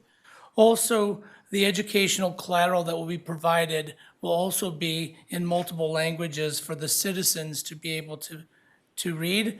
Last but not least, when we talked about the budget, oftentimes communities may be conditioned by corporations that have limits or caps on those budgets. As an independent company that is here, part of the Rancho Cordova fabric of the community, we are not limited to those, and if we need to invest more to achieve those items on that budget, we're open to that and willing to do so. And why Atlas? You know, we're a local company. We're right down the street from you guys. Our headquarters is right here within a 10-minute walk. Our call center is here with no remote customer service reps. Everybody shows up to work and works here directly. Our structure is very unique. We actually do the approving the process and making any decisions, it's done by local leadership. And when you look at the experience, we have over 25 years servicing the community of Rancho Cordova, and we have over 55+ years in leadership experience executing residential services. We do have value in consistent leadership, and that's something that we really offer to this contract. I want to clarify a few things. We actually have better pricing for the 32-gallon cart by 42 cents, and we have 27 cents better for the 64-gallon cart. One of the things that we have to overcome is responding to this RFP, we have to use Republic's vendor as a street sweeper. And it's unfortunate that we didn't get the same price. And so if you look at our prices and you remove the street sweeping is about 33 cents per home over, or we have a better price. I can assure you in the first 6 months that I will be building a great relationship with the street sweeping company, and we will be getting the rates that's being offered. And another thing that we'll be looking at, there's some other challenges that are happening with the street sweeping that we've been made aware of, that we're going to be very proactive at. And one of the things is that we're going to have a dedicated route manager that's going to be out in the community each and every day. And we know that there are some buildings and there's some apartment complexes that have some vehicles that are struggling to get moved, and it's constantly a mess, to where it's going to be mandated by our management team to have an air blower to go out there to those hard places to get and really partner up with the street sweeping company to really take care of these challenges, because we do know that there are some major significant complaints in those areas. So we will be trying to eliminate that. If I can't work it out with a street sweeping company, we'll be creating a brand new company in Rancho Cordova. It will be Atlas Street Sweeping. I'll go out and I'll buy the trucks and we'll put something together for us. If you look at the technology, we'll continue to enhance our technology to better support the Rancho Cordova residents. And then services, we have over 4-star ratings for the platforms such as Yelp and Google. It's difficult to get a 4-star rating You can't do that if you're giving terrible service. We give very good service. We've been in business for many, many years. And I want to end with being a trusted partner. There was no exceptions to the contract when we first delivered it to the city of Chandler, or city of Rancho Cordova. There is no open items that needed to be future negotiated. You know, we put our best foot forward, and that's something that's very important about Atlas. It's been 10 minutes. Can I make one more statement? With the trucks, I wanted to be very clear. We purchased the trucks because we didn't want this prolonging time frame to be a challenge for us to be able to start the contract by 2025. So we wanted to make sure that we had it in place for you guys. And we really would appreciate the opportunity to serve you guys with the contract. Thank you. Thank you both very much. Those were great presentations. Council members, I think it'd be appropriate if we had questions for our staff or for either of these companies, that we probably ask them now, and then we allow those questions to inform the public comment that may come, will come afterwards. Do you have any questions for these two applicants? Mayor Sander, I think Steve has maybe a couple more slides to go through before. Yeah, I apologize. But we're almost done. You've got a wrapper on it. There you go. So thank you for that, for the 10-minute presentations. So this is a slide just showing the highlights, and some of this might be based on what we just heard, slightly outdated. But so for Atlas Disposal, the highlights are we have Rancho Cordova headquarters and call center with no remote customer service reps, 750,000 less vehicle miles over the 10-year contract, edible food recovery program to support local nonprofits, primarily the Cordova Food Locker. The potential rate uncertainty with future Kiefer landfill tip-free increases. I believe we just heard that there would not be any increases if the tip fee increased the annual CPI adjustment, is what we just heard. So that one would be updated. $128,000 annual public education budget with an additional $34,000 in the first year for the transition. An escalating diversion rate between 45 and 52%, which is not a change from the original proposal. RNG fuel in current vehicles and potential future electrification of the fleet. And finally, a 20-year history of servicing commercial customers in Rancho Cordova. On Republic side, of course, they have their corporation yard here for vehicle dispatch and maintenance. And we heard 130 employees work at that yard in Rancho Cordova. They have significant financial and staff resources. They offered a 20% rate discount program for seniors and low-income residents who are using the smallest container. That program is available to residents using the 32-gallon container. No landfill tip fee increases beyond the annual CPI adjustment. $145,000 annual public education budget, which is a significant increase from the original proposal. Escalating diversion rate between 43 and 47%. RNG in the vehicles and potential electrification in the future. And again, 20-year history servicing residential and commercial customers in the city. And I hope we captured those highlights accurately. With that, I think we're going to turn it over to Adam. Thank you, Mayor, Council, and Steve. We alerted Republic of an outstanding legal issue. They asked for an addition on the senior discount to the contract terms.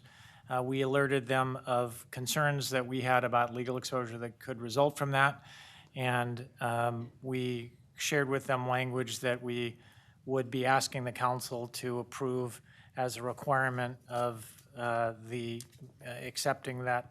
If you choose to accept that addition to their contract, we wrote indemnification language that was specifically tailored to address the issues that language raises, and provided it to them well over a month ago. Today we received response to that language from them that modifies it. I believe that the modification does not address the intent and would really eviscerate the intent of that protection to the city. So I would urge you not to accept the service without the indemnification language that the city has provided to you, and not accept their change because of Supreme Court, a decision that was decided after the example that they cited to us as the example that they've used in other communities. So with that, I would just again ask you to, if you choose to accept Republic, you include the indemnification language that we've requested and give the city attorney authorization to approve that issue as to form. So I do have a question about that. Go ahead, Linda. So the sewer district has a sewer lifeline rate assistance program for income eligible customers. And SMUD has an equivalent of that for lower income. So I'm not understanding why there's a difference for garbage as opposed to sewer and electric. The Supreme Court made a decision on garbage rates, on garbage issues in 2022, the Zali versus City of Oakland, that applies to sewer rates in particular on the applicability of this. And we think that that would be controlling on the issue of garbage rates, specifically on the topic of garbage. So we think that that would apply here. And we do think that with the language we've written into to provide the indemnification to the city, that you would have some protection on those issues. But we do think that the current Supreme Court case law supports the applicability in particular to garbage. That's so weird. I mean, this one just came in, the current sewer bill. So Linda, I can tell you a little bit about that. Regional sand is not allowed because of Prop 218 from charging different residents different rates based on income or anything. Everyone has to be charged basically the same for the service they're receiving. So what regional sand does is take outside revenue, not fee revenue, that is outside of that restriction. So if regional sand is making money by selling something, for example, that pot of earned revenue could be distributed as basically grants to individuals, which is what I think you're holding in your hand. But you can't do it with the basic rate. Yeah. So again, I'd hoped that by agreeing over a month of conversations with them, we might have resolved this issue without having to present it to you. But unfortunately, that wasn't able to happen when we received the revision today at 3 o'clock, just before your other closed session. But I agree with and appreciate the mayor's comments. We think that absent indemnification, you could be put in the position of essentially needing to pay for the program that you're being offered. Interesting. It's really challenging. I mean, I've argued that most ratepayers at regional sand ought to be willing to subsidize infill development because it's going to financially benefit all of us by not requiring the district to build more infrastructure. But 218 doesn't allow it. So you're stuck.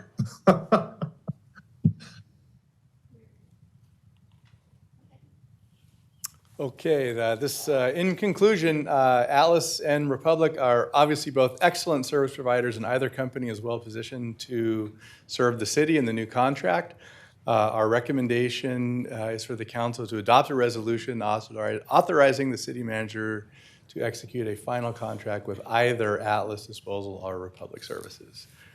And that concludes my presentation. Very good. Well, I think we are lucky to have two such great proposals in front of us. I'm really pleased with that. Council, are there any other questions for staff? Or the applicants? I've got a couple I would probably ask. Anyone else?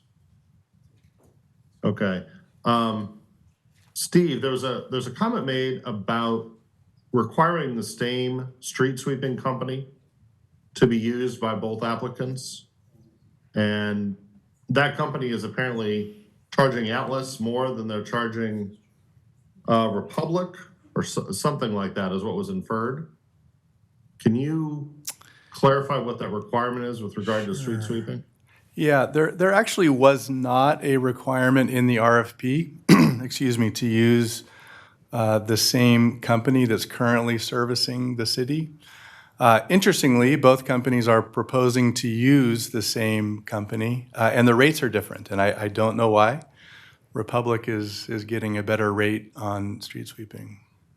But you know, either company could select any street sweeping company for the proposal. Okay, that's the clarification I was looking for. So hence, Atlas saying if we need to, we'll start our own street sweeping company. All right. I had a question for Republic. There's the Polymer Center that you mentioned. Is that, I think I heard about this when I was at the waste management meeting in Phoenix. Is that a Polymer Center in Las Vegas? Is that the one we're referring to? Yes, it is. And so, can you just describe for us a little bit what that means? I mean, it's nice to be able to recycle plastic because all too often we can't. So that's a cool thing. But does that mean you're shipping all of your? I guess it means you're shipping or some plastic to Vegas. Can you just sort of clarify how that works? Yeah, so this is the first one in the nation. It is a hub and spoke model. So in order to make this work, there needs to be a large volume of plastics. And there's only a few companies in the world that could actually pull this off, and Republic is one of them. So in order to do that, though, we do need to pull plastic in from a relatively large area. And so we will be sending that material from our facility. We'll do a pre-sort and bale the material and then send it to Vegas for additional sorting, cleaning, and processing. And it'll be turned back into plastic water bottles. And what is it specifically that you can recycle at the Polymer Center? So right now it is, and I apologize, I don't have all the detail here, but it's PPE and HDPE. And the other advantage of this is that we will be able to aggregate large volumes of other plastics as well and start looking for markets and expanding that into the future. So that's milk cartons, water bottles. Correct. Similar grocery containers such as those. Correct. Okay. Does that add to the, or is that included in mileage calculations that we have here? I do not believe so. But I do have to add, though, that they're currently going overseas, so it is greatly reducing the carbon footprint of that material, and it's being processed in a way that is environmentally friendly as opposed to whatever's happening across the globe. Okay. While you're there, the events that you listed as supporting, I want to thank you for that. Were those, because I think there's a requirement in the contract that you have to support some civic uses and civic events. Was that a list reflective of what the contract requires, or are you going above and beyond in some way with those events, beyond the contract? I mean, I believe we go above and beyond pretty much all the events that we support. We try to partner with those organizations to figure out how we can make that successful. Now, you are correct, there is a contractual obligation, and those events that we are contractually obligated to provide services are in there, but we are also providing either manpower or other resources funding. Okay, and you mentioned Track Your Truck, which that seems particularly cool to me, in part because, and I'm not alone in this, I'm sure, but on my pickup day, sometimes if I haven't moved them out the night before, I have to do it in the morning, and then I'm wondering, did I already miss it? Right? So can you tell us a little bit more about how Track Your Truck would work? Yeah, we actually have this feature in some of our other lines of business, the commercial and industrial currently, and it's going to be rolled out to the residential. And it's basically, I mean, I think the best way to describe it is, the Uber or Lyft app, right, where you're going to be able to track your garbage truck on their route. And what this does is it's going to eliminate a lot of these worry calls of people calling, asking, did you guys miss me, or can you come back and get me, or the ETAs, when are you guys going to arrive?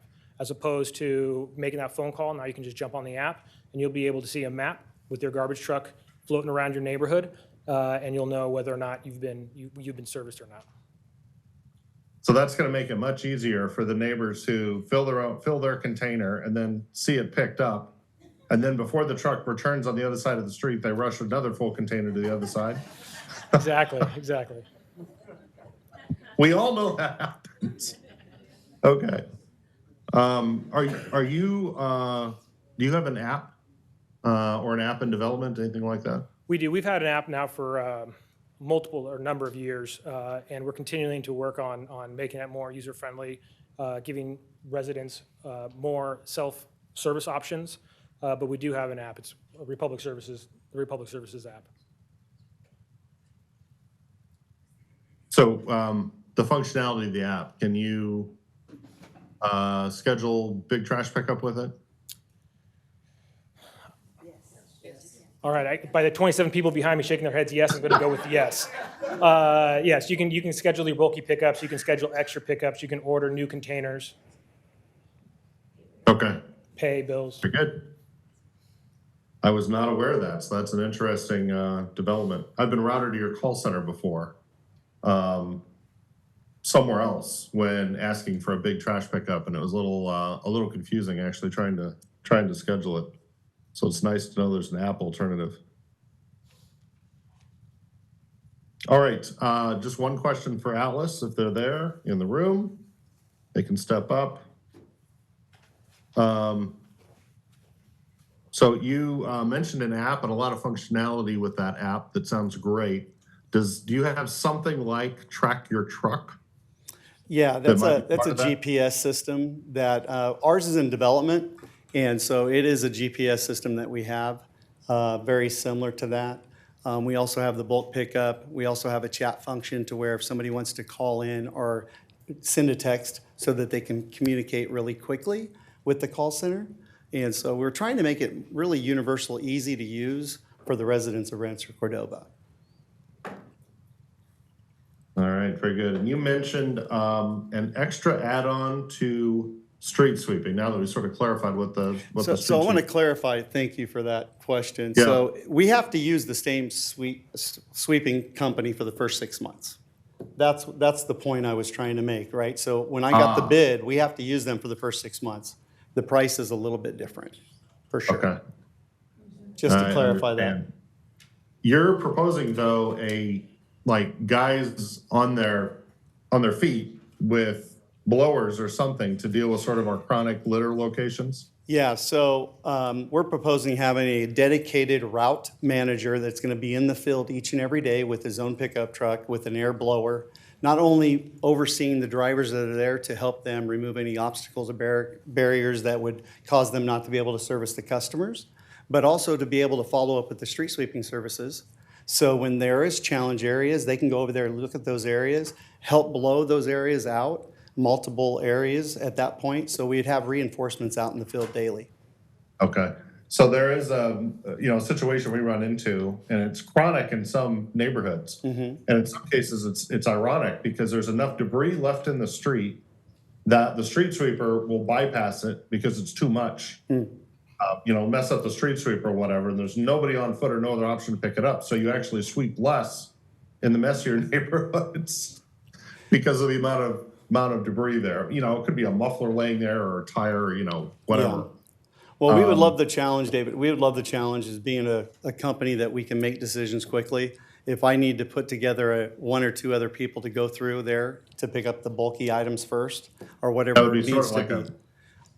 That'd be sort of like a code enforcement partnership. They're out there, they're going to be paid to be out there daily, so why not utilize their resources? Mayor, I had a question. Yes, ma'am. The Yes, go ahead, street Sherry. sweeping quote, is that public information? Because of how you have it higher than the other applicant. Yeah. It's in the staff report. Yeah. Okay. There, in the staff report, there are draft agreements from both I'm being companies, honest, and- that's the rate they gave me. Yeah, and Yeah. those are included in that. Thank you, Steve. Good question, though. Any other questions? I think that's it for me. Thank you. All right, thank you both very much. With that, I think we will go to public comment. So Stacy? We will start with members of the public in the council chambers. Sarah Malone. Hey, David, really quick, can I have a 5-minute bathroom break? I've been drinking a lot of water up here. Just like quick 5 minutes. Yeah, that'd be great. I can go off camera and have a good cough. Okay. 5-minute recess.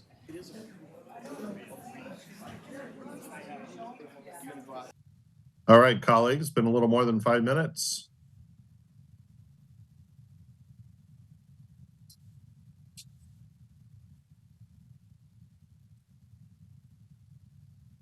Mayor.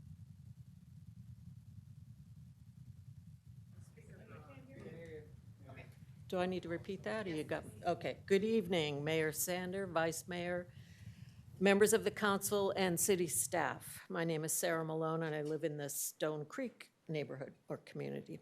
I'm kind of old school. I believe in we don't fix what isn't broken. I think there are very few customer service-based industries that can match 91% customer satisfaction. Republic has serviced our community extremely well, on time. They always show up, and communication has been great.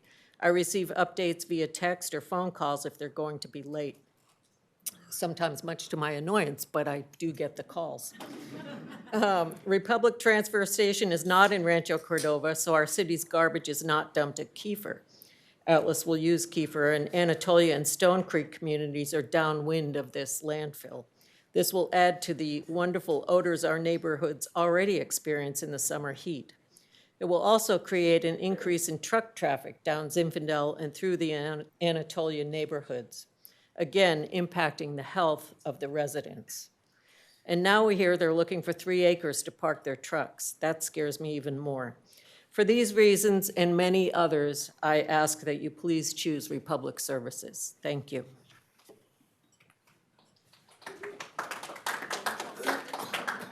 The next speaker is Valerie Knipschild. Following Valerie will be Jennifer Garcia, Trish O'Connor, Helen Wellambashaw, James Garcia. Hi, I'm Valerie. I'm from Stone Creek. Good evening, council people and city staff. Sarah stole my quote. My dad always said, "Why fix it if it isn't broke?" I would like you to choose Republic Services. They've been good to us for the 11 years that or 12 years that we've been living in Stone Creek. They're a good service. They're timely. They're friendly. They go beyond their needs. One day I was trimming my crepe tree, and I had filled my waste bucket, my green waste bucket. The driver saw that I was cutting down the rest of the limbs. He turned around, came back around after he dumped my green waste and picked up the rest. So we didn't have to wait the next week to get that picked up. They've been really good to the grandson, friendly, waving them, doing their little garbage truck thing. And you'll confuse my grandson if you bring in a different company, because he's known Republic Blue trash trucks. The other thing I'm really upset about is there is a council person that has removed himself from the vote because he has a family member that works with Atlas. I don't think the city or the council people should allow a bid to come from a contractor where there is a relationship either by wife or other person working with that company, because that shows favoritism. So that's my only negative thought on Atlas. Go Republic. Through the mayor, may I? Pause public comment right there for some clarification, because that was not a very accurate statement, or not well understood by the public, perhaps. I'd be happy to help if you'd like, Mayor. Go ahead, Adam. Thank you. I believe the comment was referring to Council Member Donald Terry, who has recused himself, not because his wife works for the company, but because his wife works for the air show, and they have been a contributor and supporter of the air show. And so out of an abundance of caution, because of the amount of support that they provided to the air show, that she serves as a staff member. He has recused himself from this process. My understanding is that she is not, and no member of his family is an employee of the company. Does that address it to your satisfaction, Mayor? Yeah, I think so. It's the perceived conflict rather than an actual conflict, I don't think exists in this case, but the perceived conflict is that Atlas is such a large donor to the air show, and she is employed by the air show, that could be a perceived conflict, but it isn't, I don't think, a legal conflict. Thank you for the clarification. Next speaker, Jennifer Garcia.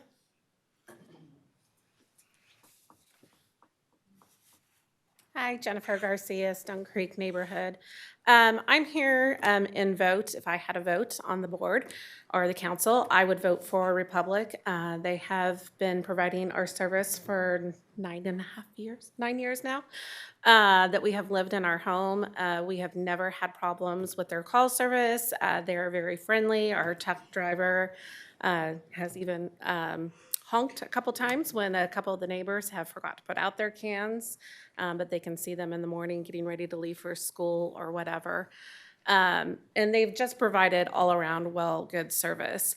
Listening to both the presentations this evening, I like also what Republic had to say about the vocational school and providing guidance in that way. Having a high schooler that doesn't necessarily want to go to college right now, we're encouraging him to look at vocational jobs that are out there. There's lots of them. There's lots of great jobs. So the fact that they're going to provide this, not that Atlas isn't, but I really liked what the gentleman from Republic had to say. And the only thing I can say about Atlas, we have never had service with you guys, haven't had any interaction or anything like that. But I was kind of taken back, and I really just didn't like the presentation this evening saying that they went ahead and already purchased all the trucks and stuff, and assuming that they're going to get the contract by their outline. That just kind of rubbed me the wrong way as a resident of the city, that they are already planning on having this contract and stuff in place. So that kind of just took me the wrong way. I didn't like that part of their presentation. So my vote, if you guys want to listen to what I have to say, is to keep Republic. Again, I'll echo why fix it if it isn't broken. So thank you. Next speaker is Trish.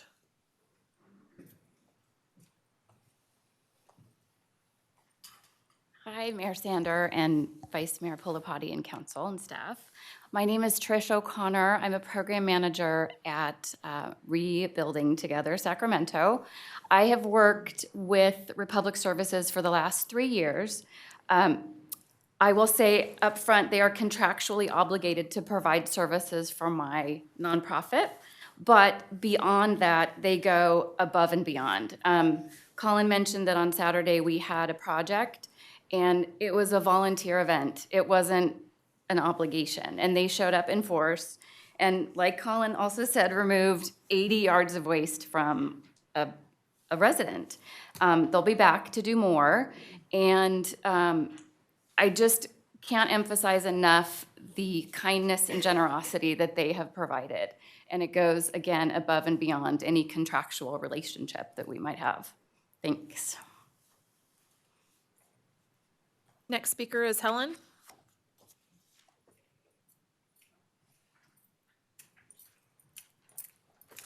Good evening. My name is Helen Williams Shaw. I've been in my house since 1983, so therefore I have been with Republic for their 20 years.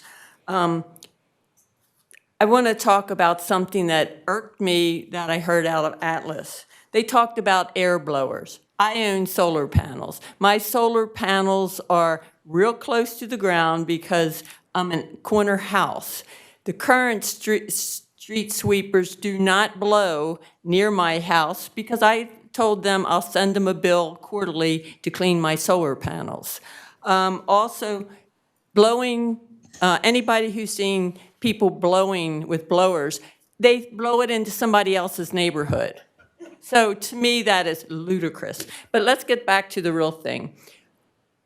I've been a high-level manager, and as a manager, you make decisions that is best for the business. We've had 20 years with the Republic.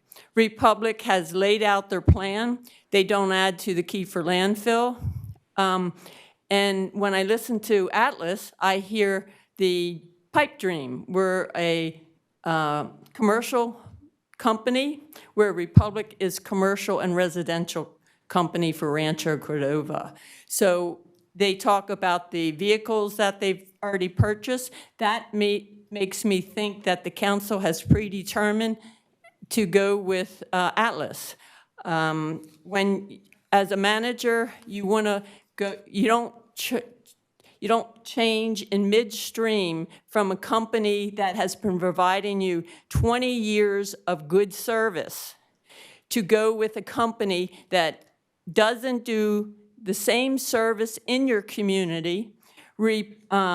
Atlas has talked about being local. Local to me is in Rancho Cordova.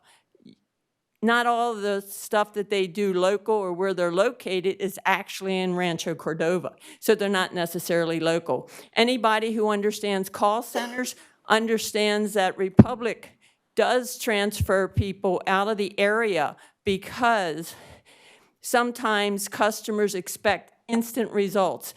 And when a local company gets inundated with calls, they have elected, and because I've talked to Republic about this, they've elected to transfer their calls to a person because people are impatient with waiting 2 minutes online.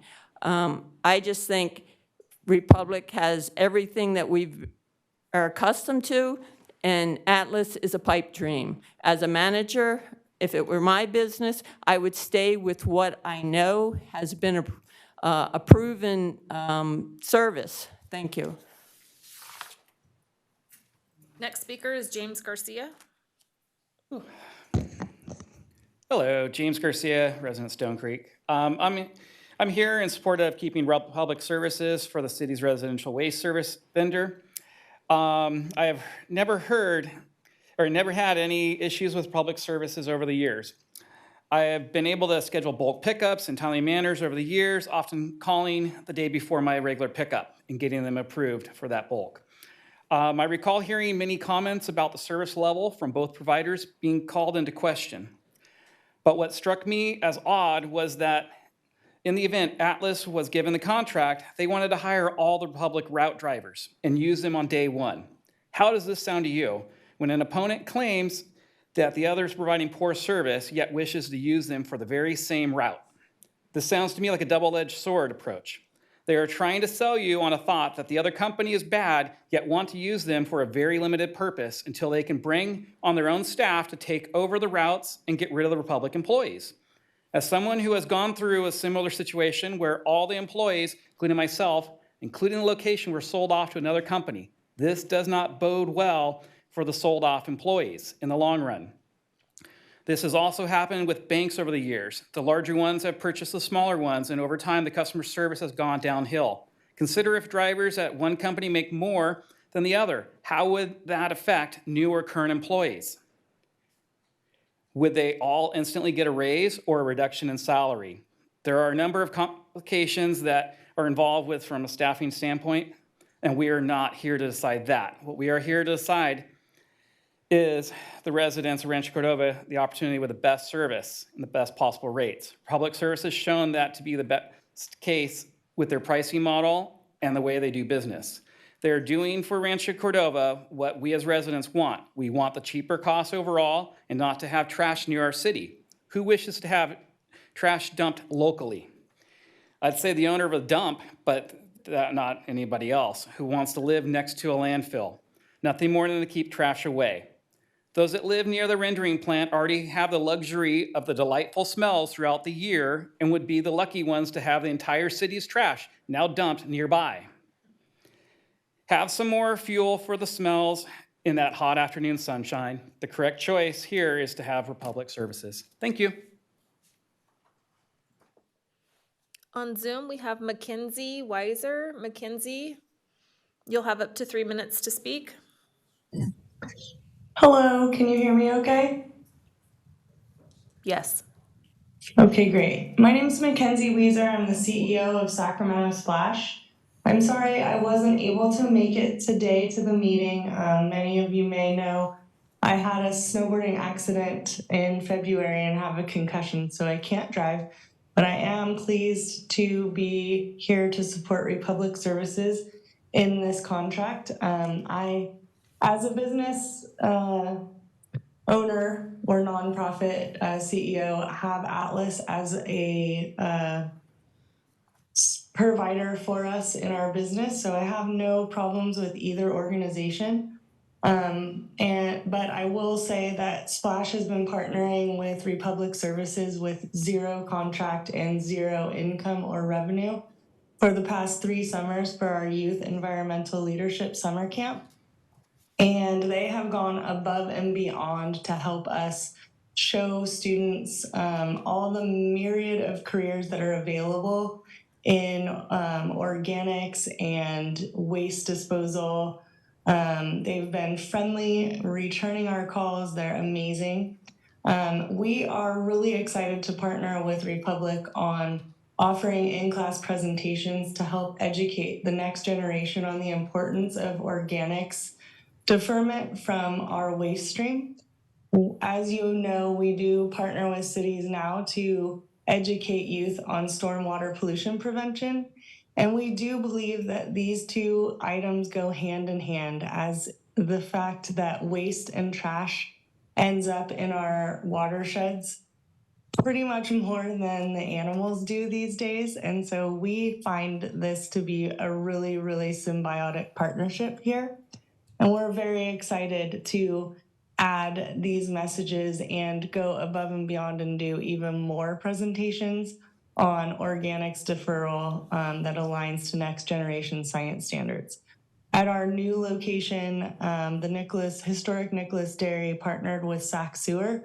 We are already teaching kids about composting, vermiculture, organic farming, and circular economy thinking.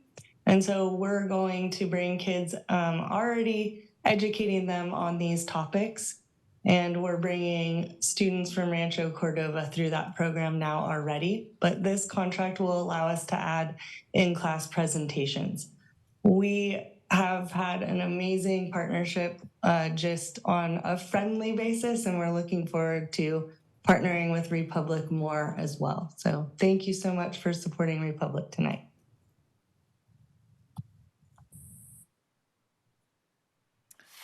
That's all the speakers that I see in Zoom and in the council chambers. In addition, we had some emailed public comment for this item 20.1.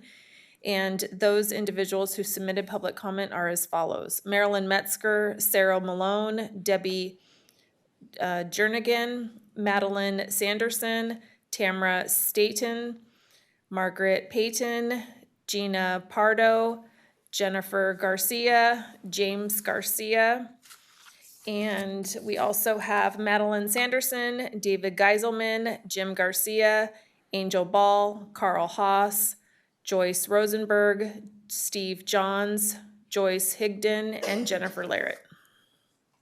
That's all the public comment that we have for this item, Mayor Sander. Thank you. All right, council members, do you have questions or comments at this point? I do have one question for staff, based on a point that was raised repeatedly about the dump generating odor. Do we have any knowledge of that? Because I have not heard of this as an issue previously. So staff, have any of you heard of that problem? Yeah, we have not received any odor complaints from Kiefer Landfill. And just to be clear, Kiefer Landfill accepts about 80,000 tons per month of waste. The city of Rancho Cordova would generate something like 1,400 tons per month. So they're taking 80. And if we decide to use that facility, we're adding 1,400 on top of 80. So the incremental amount of waste going is very low. And no, we have not received odor complaints that I'm aware of. Steve, there was a mention about, or there's a question about loss of jobs, transfer of jobs. I think at our last hearing, I heard Atlas make the offer that they would be willing to hire staff if any were displaced from Republic. Is that a fair depiction of it? Do you recall what we heard at that meeting?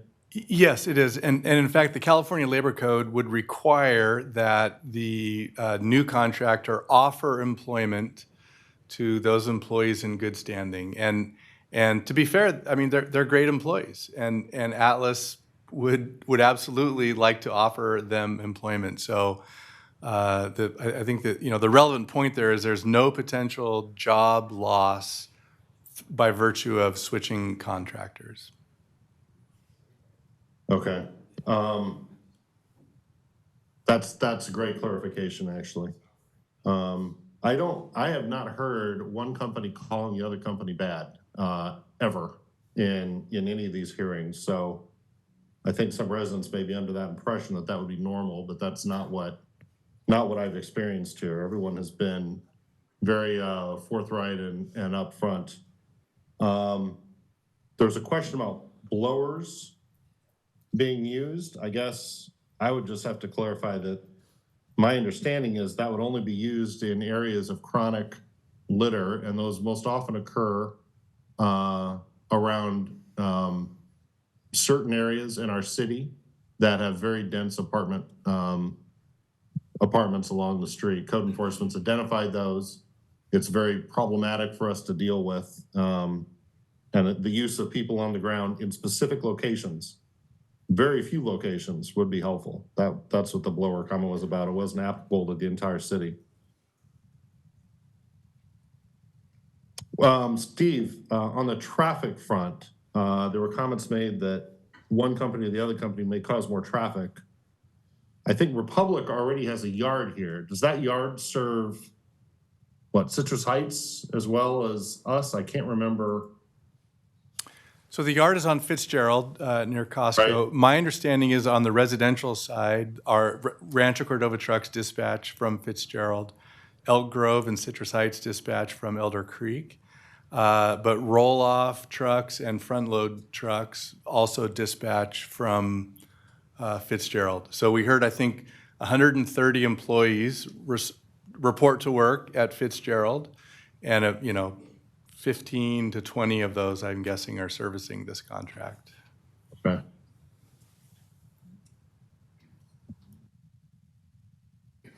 All right, I think that responds to all the comments I heard in public comment.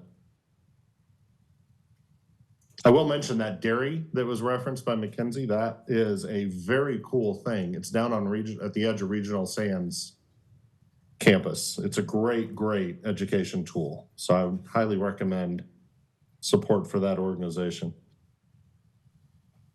which is managed now by Splash, which started here in Rancho Cordova. All right, colleagues, are there comments you want to make at this point? Do you want to go through each of us and say where we're standing and kind of what we're thinking? Like go through each one of us to see where we're at on the vote? Good idea. We can do that. That way we can just jump to the end. Good idea. Yeah, I'd say I'm leaning towards Atlas for several reasons. I would say that street sweeping addition with people on the ground dealing with those chronic areas, that's important to me. The difference in cost between the two is almost negligible. It's I don't know, maybe I calculated $10 a year difference between the two, so they're essentially the same. The diversion rate is higher with Atlas, so they're keeping more out of the landfill basically in their proposal. There's less miles traveled by Atlas, so less damage for roads, better environmental conditions for that reason. The education efforts seemed about the same. Atlas's comment was they had no upper limit though on what they would do I think in part because they need to achieve that higher diversion rate. Both companies have apps, which I think is nice. I did not realize Republic did. I think an app at this point is necessary, and technology that goes along with it. There was a big question in my mind last time about the tipping fee and the exposure to increased tipping fees at Kiefer landfill. But if Atlas is waiving that as a possibility and saying there will be no increases, even if Kiefer landfill increases the tipping fee, then we're basically immune from that problem. So that's good. We just heard about employees being transferred over from one to the other if necessary. So those are basically my reasons. I think we've got that Prop 218 thing kind of hanging out there as a little bit of a cloud. I'm guessing that Republic might acquiesce to our position, but I don't know what the situation would be there exactly as of today's interactions. So that's sort of where I am. I think the edge goes to Atlas. Oh, and I should say the locally owned, locally managed, I think is a big benefit to us in Rancho Cordova. I've seen Atlas over the years be very generous in their support of the Chamber of Commerce in particular.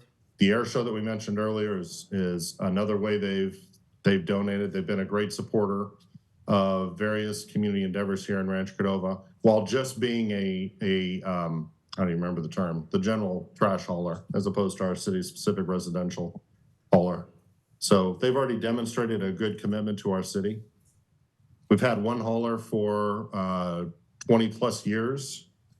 I think Donald Terry made a very eloquent speech when we were deciding whether or not to open this up for bids, saying that's an awfully long time to just stick with one provider without sort of testing the market to see what was available out there. And there was a comment about Atlas pre-buying the trucks. That's right. I had one more note here. I think the answer for that is they'd probably use them whether they get the contract or not, since they've already purchased them. I don't think that was a slight to us. At least I certainly didn't take it that way. All right. Colleagues, your comments? Terry? I'll go next.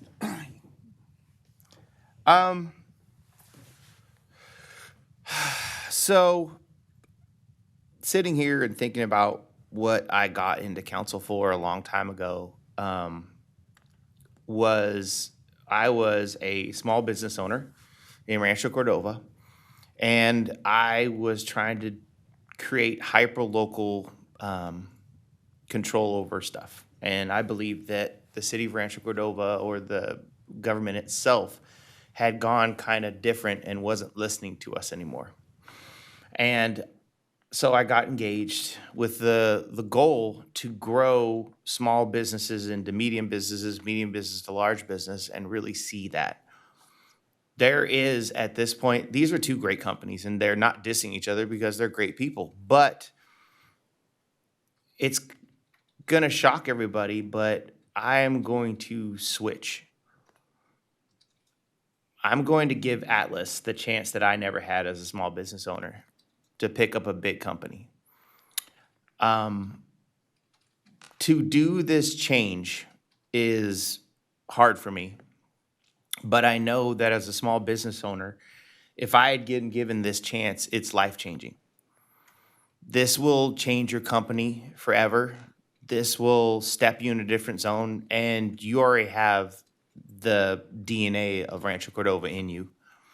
I am going to request that if we do this and everyone agrees to it, that the contract stays with Rancho. So that means that if you were to sell your company someday, it would have to come back here and we'd have to have a discussion about it. Because I believe in growing businesses. And the fact that I can pick up the phone and I know the CEO of Atlas is, and Nick or them would pick up the phone for me anytime I needed it, is special.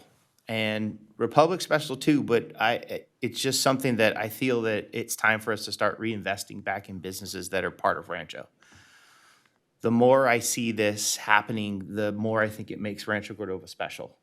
And I can't name a time, but when I first was in Rancho and my business started and I had to set up the Rancho Cordova Chamber of Commerce float for the first time, went back to July, Atlas at the time wheeled a big old cart over there and helped me decorate it with a bunch of really uncomfortable hay. Really uncomfortable hay.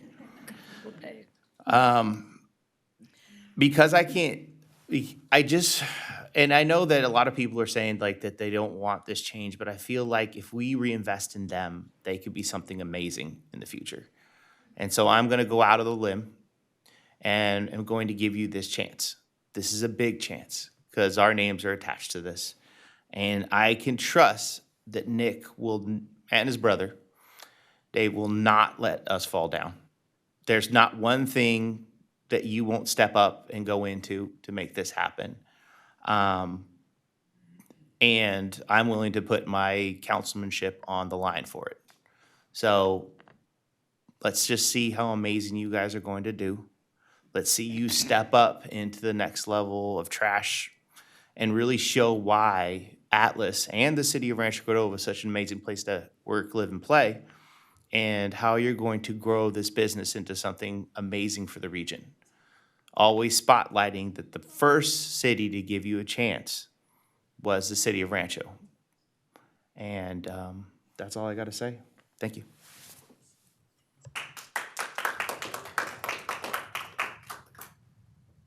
I should have said in my comment, I have confidence that either of these companies can do this job extremely well. We're very lucky to have both of them with proposals at this point. I can't particularly slight, either one. I just want to be sure everyone understands there's no negativity at all in this judgment. Siri or Linda? I must have turned it off. So I want to agree with both Garrett and David. When we first did this, when we first incorporated, for whatever reasons, garbage collection was just this really big issue everywhere.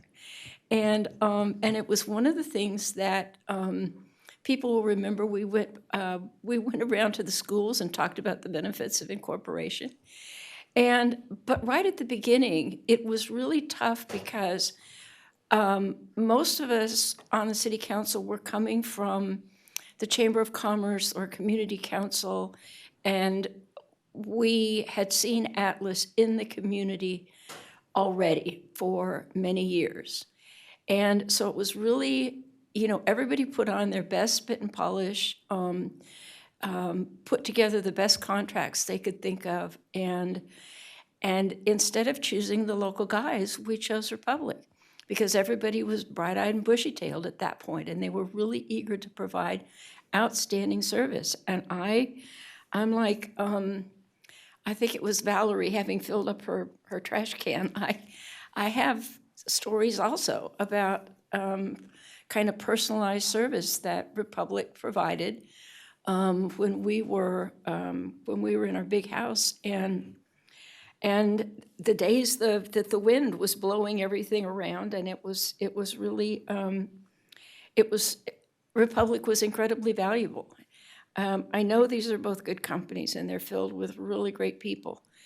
But I look, today was trash day, and I look at the numbers of cans going kind of every which ways after the 3 trucks have gone by, and the damaged cans that are still left that either nobody ever turns in, or that the people who are driving the trucks never turn in, or whatever. And it just seems to me that local control is really the issue here. Having people who've been here for probably almost 30 years at this point, and they have been creative in the past. It's not just currently when, the state of California says they have to go out and do something. They Nick and Dave invited us down to something they had, or they were trying to start on Florin Road that was like an anaerobic digester or something like that, and it was adjacent to their family ranch down below, south of Florin. And so I'm quite certain that Garrett is correct, that this is really the time to go with a different contractor who is really bright-eyed and bushy-tailed like everybody was 20 years ago. So I want to thank Republic. I know they've worked really hard, and they work hard for other jurisdictions in this area, but it's really time to change. Okay, I'll give my opinion here as well. Thank you to both applicants. This decision is made on your latest and greatest presentation today.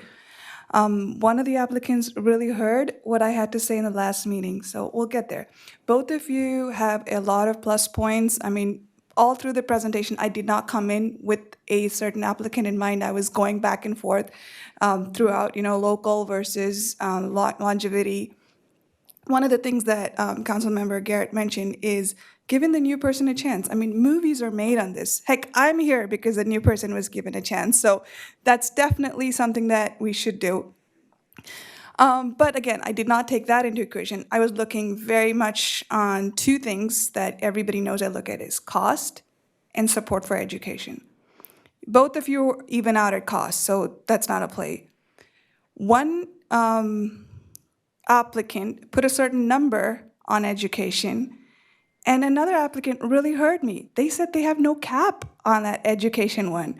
So I am with my peers here to go with Atlas because of that one change, because everything else, you guys are both wonderful applicants, and those are the 2 points I looked at, and Atlas, you win on that one. Thank you.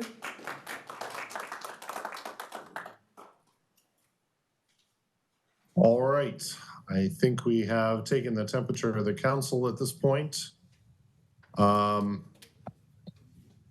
anyone need any further words on this matter? Perhaps, Okay. Mr. Gabe, could I just make sure we understand your comments about the reopener? Would that be helpful if we were? Oh, yeah. Oh, yes, that'd be good. That'd be a good discussion. Just repeating what I in slightly legal terms, what I think I heard you say. I believe you were requesting that there be included in the contract essentially a provision that would create a reopener to the contract term and terms, if that would allow the city to renegotiate or update the contract before Atlas could sell its company or the control of its company to another company that might be based outside of Rancho Cordova or be a larger entity, that sort of thing. Correct. And that perhaps that, since it's not in the contract, the council, if you choose to include that in a motion, would give the authority to the city manager and I to prepare and review that to our satisfaction. All that. So move. So are we ready for a motion? Yeah, let's do it. Okay, then I will move that we authorize the city manager, not the city manager, to execute the contract for solid waste services and street sweeping with Atlas, and add to that the language that the city attorney has just proposed, and to add to that the language about the is it a hold harmless agreement or an indemnification agreement? We do not require that. They did not have any exception to the. Oh, that's right, contract that, terms. yeah, was not only for the Atlas, other. okay. Thank you. Fine. Okay, so that would be the motion. Second. Motion made and seconded. Any further discussion? roll call, please. Councilmember Gatewood?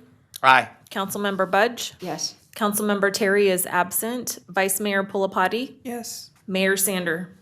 Aye. Motion passes. All right. Congratulations, Atlas. Thank you for your great services, Republic. We look forward to still having you in our city as a business constituent. And I appreciate both of your activities in this effort to gain this contract. I think it's been an emblematic of a good process. So David, it's very noisy here right this minute, and you're absolutely right. We do want to thank Republic and congratulate Atlas. So everybody's walked outside. Let everybody clear the room a little bit before we Yeah. get to the critical business of choosing our official Yeah. flower. Yeah, nobody wants to stay for baby blue eyes. On a very functional level, I think I would just note that it was pleasant to see some shaking of hands between competitors, and hopefully that means that there will be that sort of collegiality as they do business issues affecting employees in the city of Rancho Cordova and other things. So that was Good comment. positive to see. Very good comment.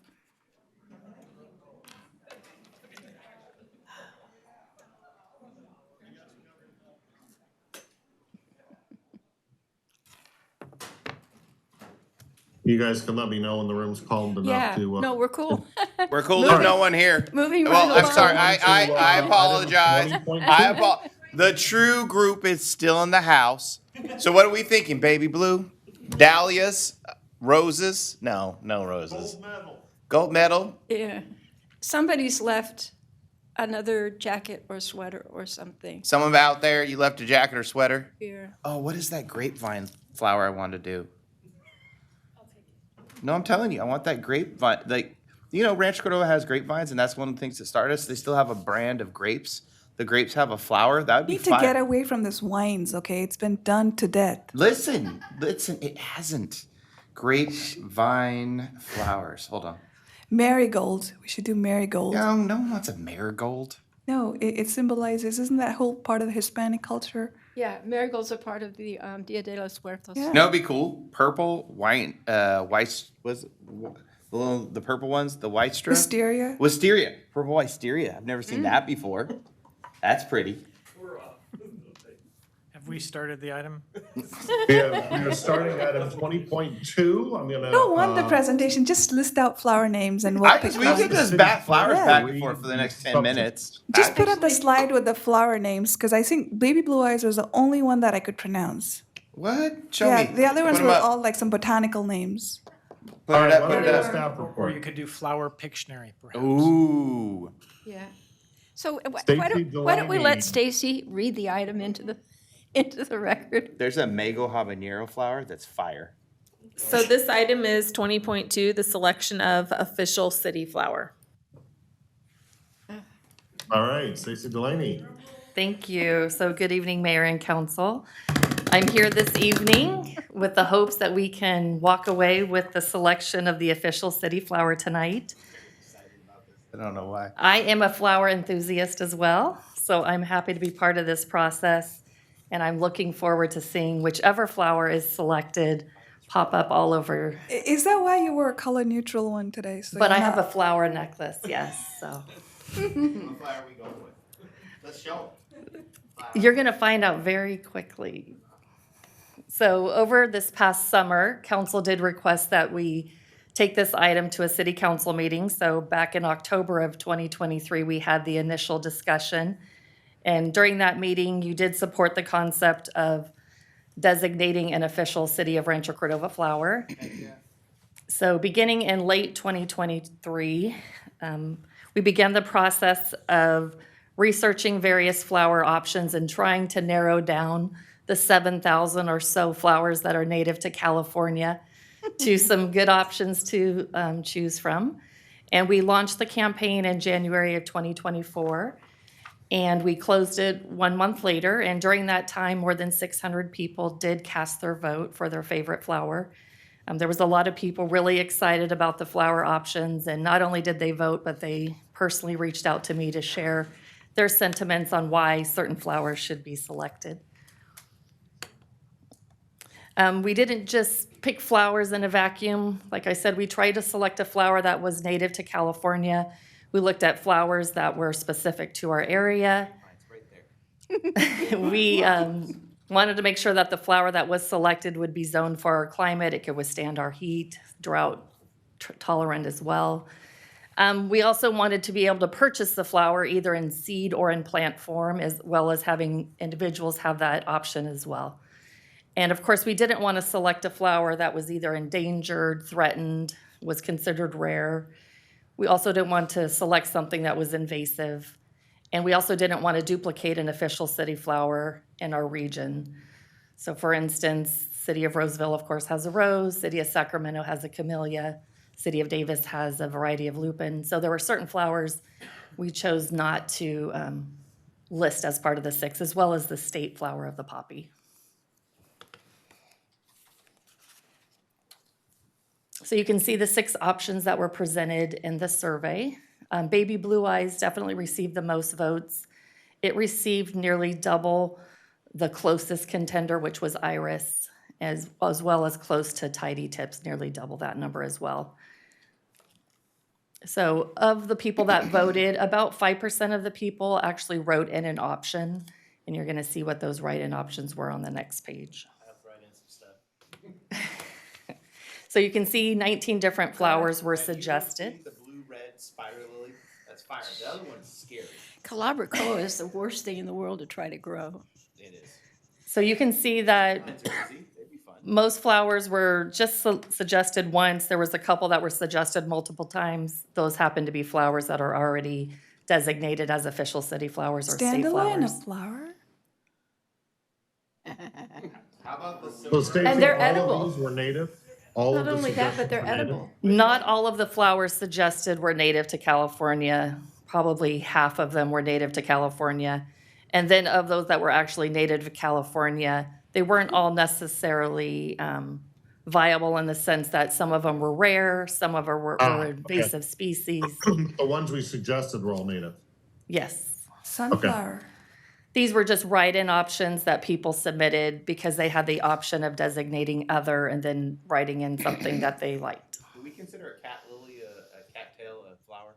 No. Okay, just checking. You know, Stacy, I actually thought that Baby Blue Eyes, Tidy Tips, and Clarkia were suited for, I want to say alpine regions generically, because you find them at like 3,000 feet and above. And it would never have occurred to me that they could grow successfully down here. So I know in the case of Tidy Tips, they actually grow near the vernal pools naturally here. In the case of Baby Blue Eyes, they're found along the American River Parkway. Okay. And then Clarkia is also designated within our region as a flower that's viable. Okay. Doesn't anybody have sunflower? Somehow it seems. Ukraine. Oh. They are delicious though. Sunflowers? Sunflower seeds. Well. I mean, we could have bags of seeds to hand out and say, welcome to Rancho. Yeah, they're easy to grow and, you know. Easy to grow. Hey, it's a state flower in Kansas. So Baby Blue Eyes did receive the most votes. 211 of the 600 plus votes were for Baby Blue Eyes. It is an annual herb that is native to California, like I said. It does grow along the American River Parkway.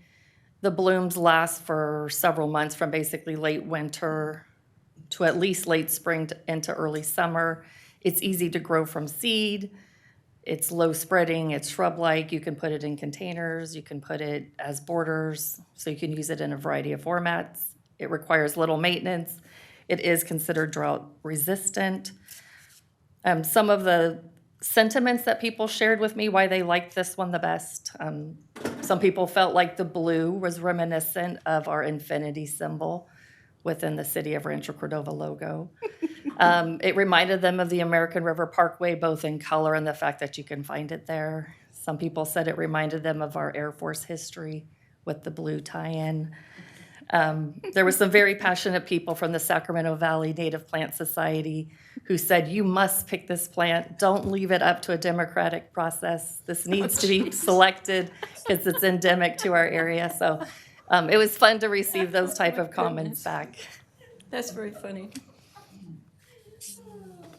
Well, just be sure you tell Rush Landscaping, they're actually planting yarrow in the city-managed landscape spaces in Cat Village. So tell them that Add some they're baby blue planting eyes. yeah, they're planting a yellow yarrow, not the white one that you've got shown. And so these baby blue eyes would go really well with that. And yarrows are good companion plants. They're often planted because they attract pollinators and they get rid of pests. So that's why you often see yarrows in gardens. And they're pretty easy. They're also easy to grow, correct? Easy plants to grow, especially if you have a black thumb that kills everything. I've definitely seen these along the Parkway, I and like the baby blue eyes. It sounds very fancy and, appealing than yarrow. And I think we can put it everywhere, like Yeah. everywhere in Rancho. Yeah, I mean, like it's It would add color. I like adding color to things. Linda? Unless we're gonna do the Mexican sombrero or hot fire, that flower is amazing. Or the New York Nightlight Linton Rose. It's all black with the yellow inside. It's amazing. Listen, let's get creative here. Or make it a cattail. I don't think so. I'm going to move approval of staff's suggestion for baby blue eyes before this gets worse. Second. Can you make a tree, a flower? Because I think we could do. Like liger? No, I was thinking like a palm tree. The palm tree flower. Lord. Just joking. All right. So any other discussion, guys? Wait, David? needs a second. any public comment? Oh, here he comes. See, he's going to go with it. Yes, we have public comment. Larry Ladd. Sombrero Flamingo Orange. Two comments on this matter. It's a very critical political matter.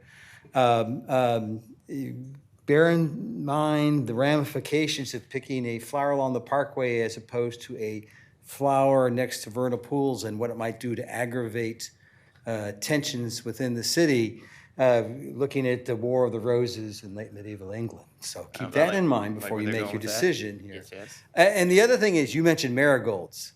Now, David Sander and I are both sons of the land of Lincoln, and hopefully I remember correctly that Everett Dirksen, in the U.S. Senate, leader in the U.S. Senate, made a career out of singing the virtues of the marigold, and was always commenting on that. So again, with heavyweights like that, this is a serious political decision that you need to consider carefully. I'm sure the late senator would appreciate your comments. That is great, Larry. That is in the Wayback Machine. Marigolds are native to North America, just not California, apparently. They're also great for keeping snails out of your yard. All right, any other public comment? There is no additional public comment in the council chambers or in Zoom. Yeah, I am having a flashback now. My house, we had this winding front sidewalk. Every year my mom would plant marigolds along it, and then in the fall you would harvest the buds, keep them over the winter, and then the next year plant them again. It was really cool. But baby blue eyes, I don't know how you gather the seeds on your own. They tend to reseed, I think, where they are. All right, if there's no further comment, I think we're open for a motion. I did. Motion made. Was there a second? I seconded. Okay, roll call, please. And the motion was for baby blue eyes. Baby blue The eyes. Sombrero Flamingo Orange flower. Roll call. Councilmember Budge. Yes. Councilmember Gatewood. Yes. Councilmember Terry is absent. Vice Mayor Pulapati. Yes. Mayor Sander. Aye. I hate to suggest that we now need a city tree. Oh, Because if you look at what we did on this, You know what I'm thinking? going, no, I don't want to know what you're thinking. I we think can I wait think a- Stacy's wait got a some year. work to do as far as the rollout of the baby blue eyes, and maybe we'll Yeah, see how yeah. that rollout goes and palm trees go through from the there. entire city. And then we'll have a city animal. Oh, feral cats. City That a girl insect. can take care of. Well, thank you. We plan to announce the flower on National Flower Day, which is March 21st. Can we And give it out to people? Like, have them come we together? plan to, not necessarily on that day, but one idea is to pass it out at Kids Day and other lovely fun idea. things like that. You So, should plant them in front of the city hall so it's ready Yes. to go and show on Flower Day. yeah. We plan to incorporate the flower, obviously, here at City Hall, but also into future beautification efforts. I can imagine art involving baby blue eyes somehow. Yeah. And of course, making sure that our education partners know that we have an official city flower. And Just a quick question. We did the research, right? This does not attract ants, snails, I don't know what else, gophers. it was a great pollinator, but it didn't say that it attracted pests, so. Attracts woodpeckers.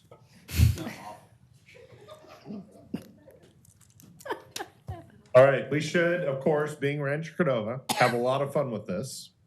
And also, set the bar very high on what we do. So I'm looking forward to that. We need And then when we figure out how to do this successfully, we can do the very important work of, choosing a city microbe and then figuring out how to roll that out. Did you really say a city microbe, Larry? Get up. Yeah, why not? We'd be like the first. I don't know if there's a city, state, national microbe anywhere.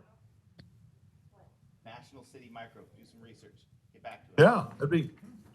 Hey, you've got actually- like, Oh, microbiologists. no, are you about to say there's a city microbe? No, but there's actually a song. There's a country western song.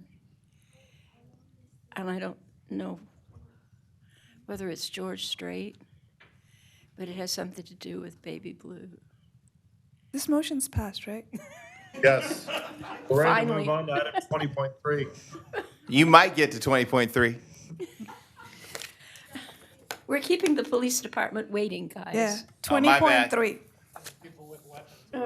20.3 is Rancho Cordova Police Department update. Chief, we apologize. Sort of. Listen, flowers are right up there. Today's all about trash and fragrance. All right, Chief, I cannot see you in the room right now, but I assume you're there. I'm here, I swear. Good evening, Mayor, Vice Mayor, council members, city staff, and members of the public. Pleased to be here tonight to share a couple quick updates about the police department, and specifically on two fronts, our crime suppression unit and a quick technology update. And I plan to be back every 3 to 6 months and talk about other updates as needed. So let's talk about CSU first. Our current team is comprised of 1 sergeant and 4 officers. Our current sergeant has over 20 years of experience. He was a longtime homicide detective as well as a major narcotics detective. Started his detective career in child abuse and then patrol before that. Our current makeup of the 4 officers have a combined 36 years of experience, including time and corrections, patrol, and one of them is a former Sacramento Police Department officer. He came over to the sheriff's office and then we picked him up. So he's exceptionally qualified. Historically, CSU was a stat-driven team.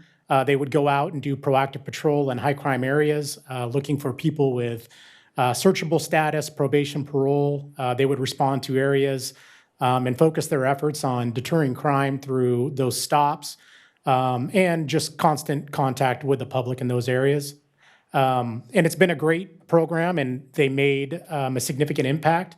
But as time has gone on, there's been a need to modify their duties a little bit and change some of the focus in order to solve these problems long-term and not just temporarily.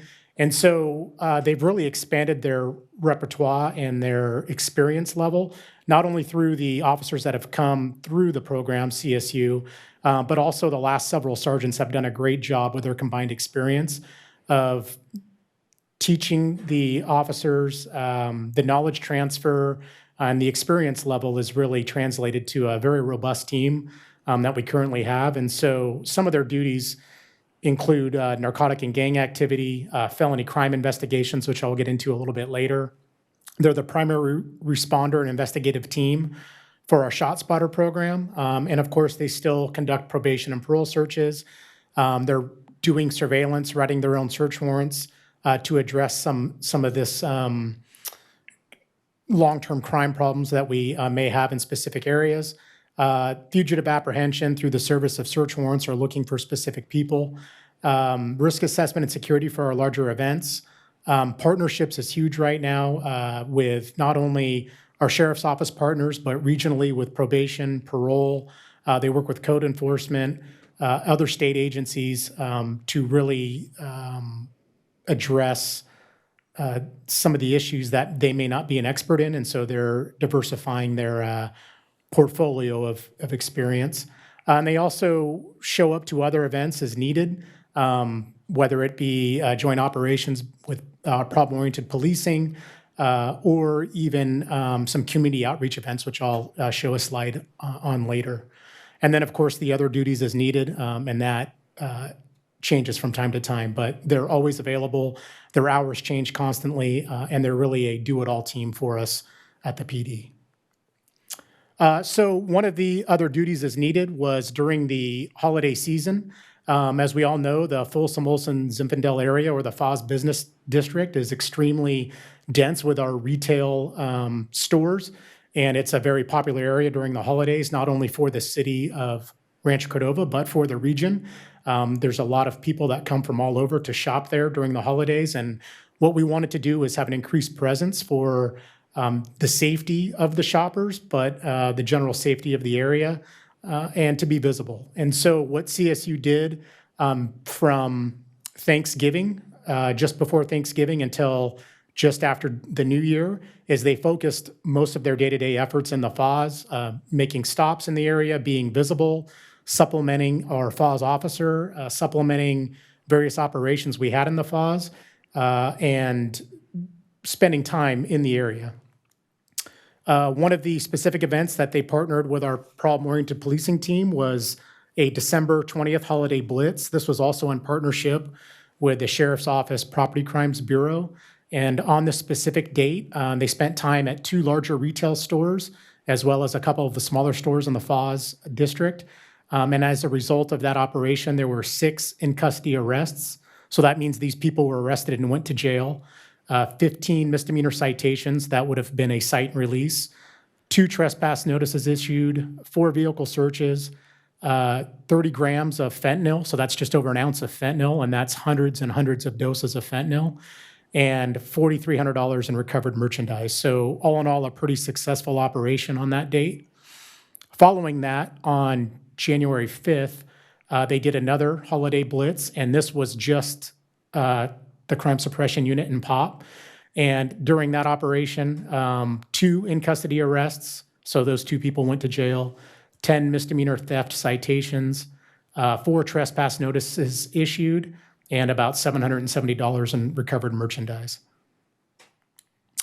When we talked about investigations, I mentioned it earlier, they have been really doing a great job of being proactive in their investigations, taking limited information from somebody that may be arrested, from intel that they've received either as a result of that arrest or anonymously, and running with it. And so one investigation I'd like to highlight was CSU developed some information about guns being sold in and around Rancho Cordova. And so they partnered with our Sheriff's Office Gang Suppression Unit and conducted an investigation. The investigation resulted in 25 firearms being recovered, over $200,000 in cash booked as evidence, and 2 subjects arrested and booked in the jail. And as you can see by the picture, that's from this operation. Significant firepower was taken off the street, so very successful. The other operation that they were heavily involved with was a robbery series that was occurring not only in the city, but also in the city of Sacramento and a few other places regionally in the county. And they had limited information. We just knew that there were robberies. Several of the victims are Rancho Cordova residents.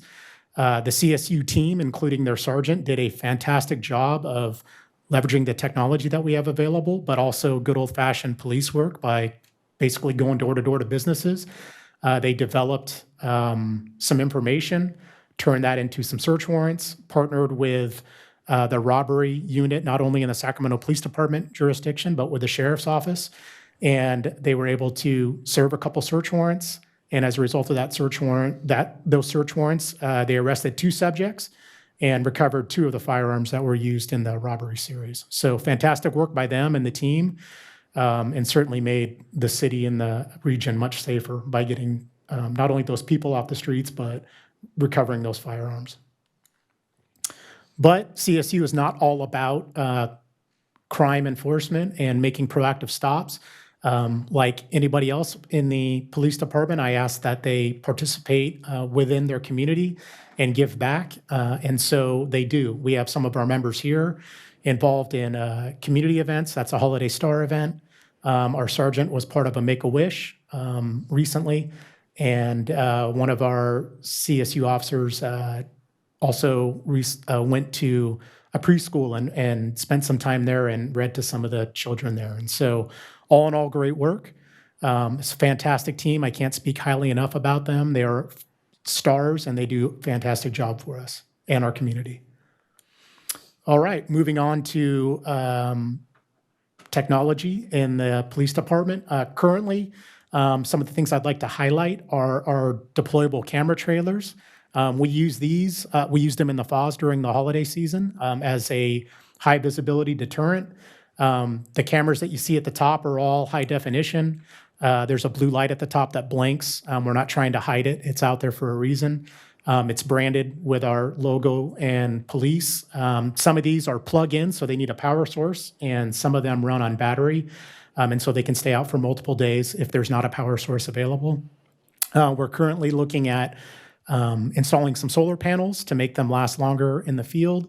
And they are capable in the future, if we get license plate reader technology, that we can retrofit them and add that as well.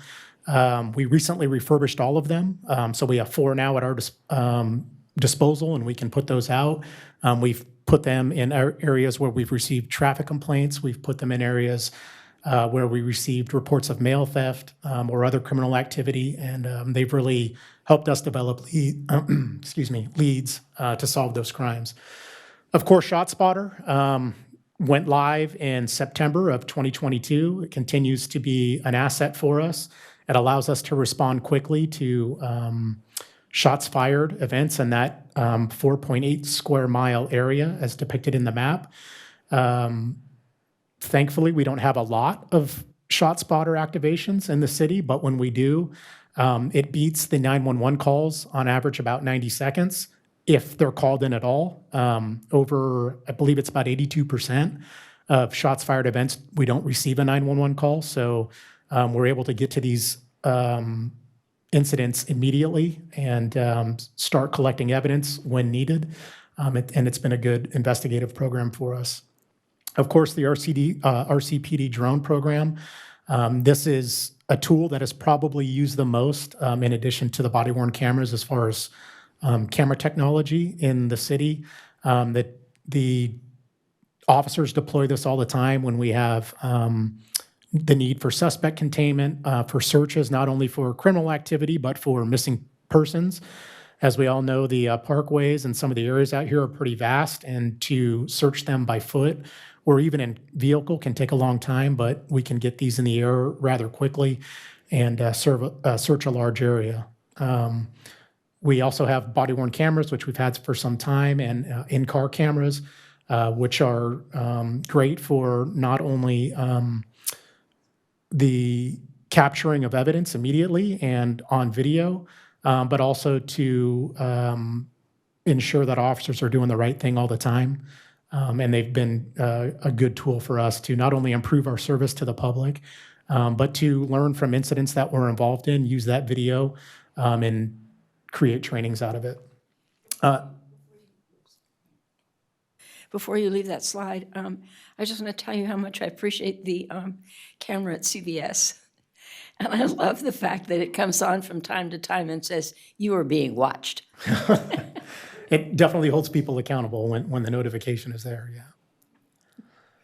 yeah. So a couple other things I'd like to highlight are the license plate readers. Again, a fantastic investigative tool for us. When we have suspect vehicle description, we're able to get in that program. And not only can you search by the license plate, but you can also search by make and model of a vehicle.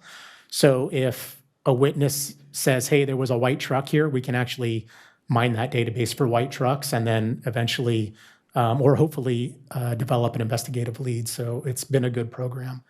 I will say there are some things on the horizon, which will be on the next slide. But before I get to it, I want to thank the city for their foresight in upgrading to fiber in 2018. It makes this next slide possible for many reasons. But first and foremost, increased liability and the expanded bandwidth really allows us to have 4K video, which sometimes isn't possible with cell connections.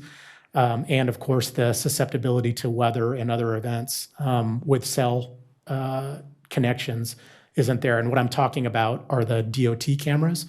The city made a significant investment, not only in the fiber, but these DOT cameras.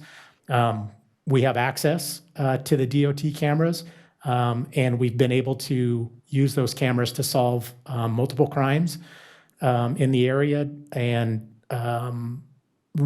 more effectively look at ways to improve the roadways for vehicle accidents and overall public safety. And so these cameras have been a great tool for us, which leads into the future, and that's developing a real-time information center.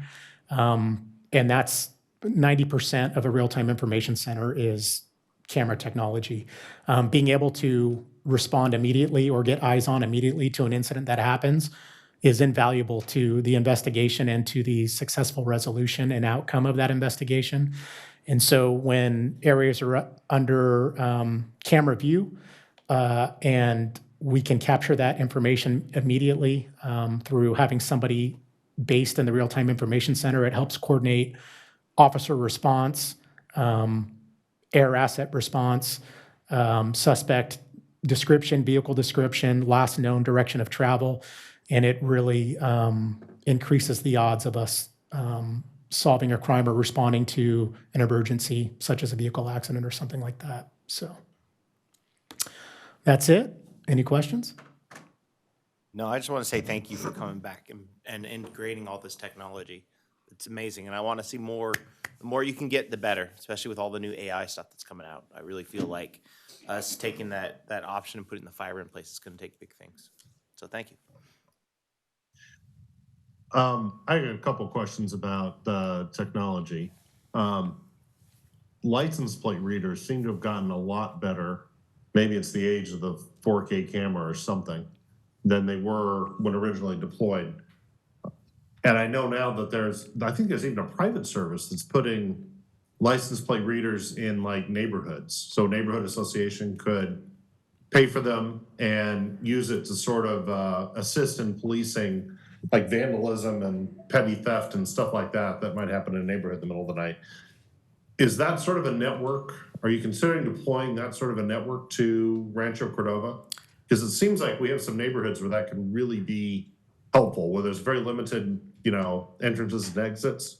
And if you had someone's porch camera catching the porch pirate stealing the flowers or whatever stupid thing it is they're stealing at 3 a.m., and the license plate reader caught the car leaving the neighborhood that matches the description at 3 a.m., that would actually be a hot lead. Yes, absolutely. We have. You're correct, and we have investigated that. We've talked to a couple different companies. Regionally, there's two main companies, one of them being Flock and another one owned by the Motorola Corporation, Vigilant. And Flock is regionally probably the most popular one now. And the good thing about Flock is it's completely integrated. So wherever there's a Flock camera, you have access to the data that it captured. So you're correct. There are neighborhoods regionally that do have Flock camera systems. I know there are schools in the area that are looking at adding Flock cameras to their parking lots to increase security and safety on campuses. And so whether you go with Flock or Vigilant, each system has its benefit. I do know there's some larger agencies, including the sheriff's office, that are leaning towards Flock because of the ease of use and the interface. And so we've reached out to Flock to get an estimate on what coverage would look like in the city, a couple different tiers. And then, of course, the sheriff's office is in the process of deploying cameras around the area. And so I think what we're waiting for is to see where those cameras land before we commit to anything. I think it's fiscally responsible, and I would not want to double cover something because then we could use those extra cameras somewhere else. So just Go to ahead. I was just going to say, with the chief, just to kind of highlight some of those, whether they're privately owned cameras or if they're city cameras or if they're the county camera, they all can be utilized by the real-time information center and plug into it. So I think that's something that it's, whether it's our own investment, whether it's the private sector investment, whether it's neighborhood associations that are doing these things, they all can plug into this real-time viewing and information center that is looked at in the future. Yes, correct. So Chief, I read recently that, what's the company called? Ring with the doorbell camera? Yes. That they were no longer going to allow police access to videos. And I don't know why. Do you have any knowledge about that or insight into that? Yeah, I've read some articles about it. I think, so the police access they're talking about is just access where the police can pipe in anytime. There used to be a function on Ring where you could allow or share data with your local police agency.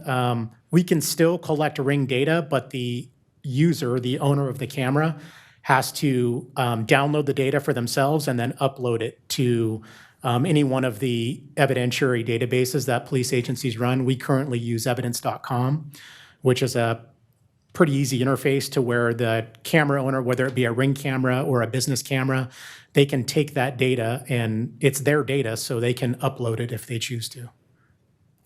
And was it like a privacy concern or something? Because police could remotely access any of the Ring cameras? I believe so. Okay. Yeah.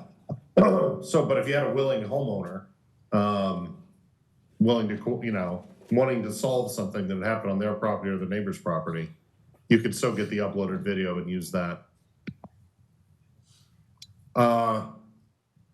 That's my first question. Second question is, on the technology side, we've got places in Rancho Cordova that are subject to, vandalism, graffiti, bad behavior at certain times of the day.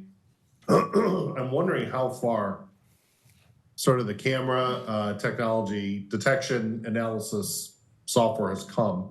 I don't really want to say AI because I'm not sure that's gotten to that point. That would allow someone to automatically monitor a site. An example might be, say, Cordova High's football field. There's a fence all the way around. It's supposed to be locked.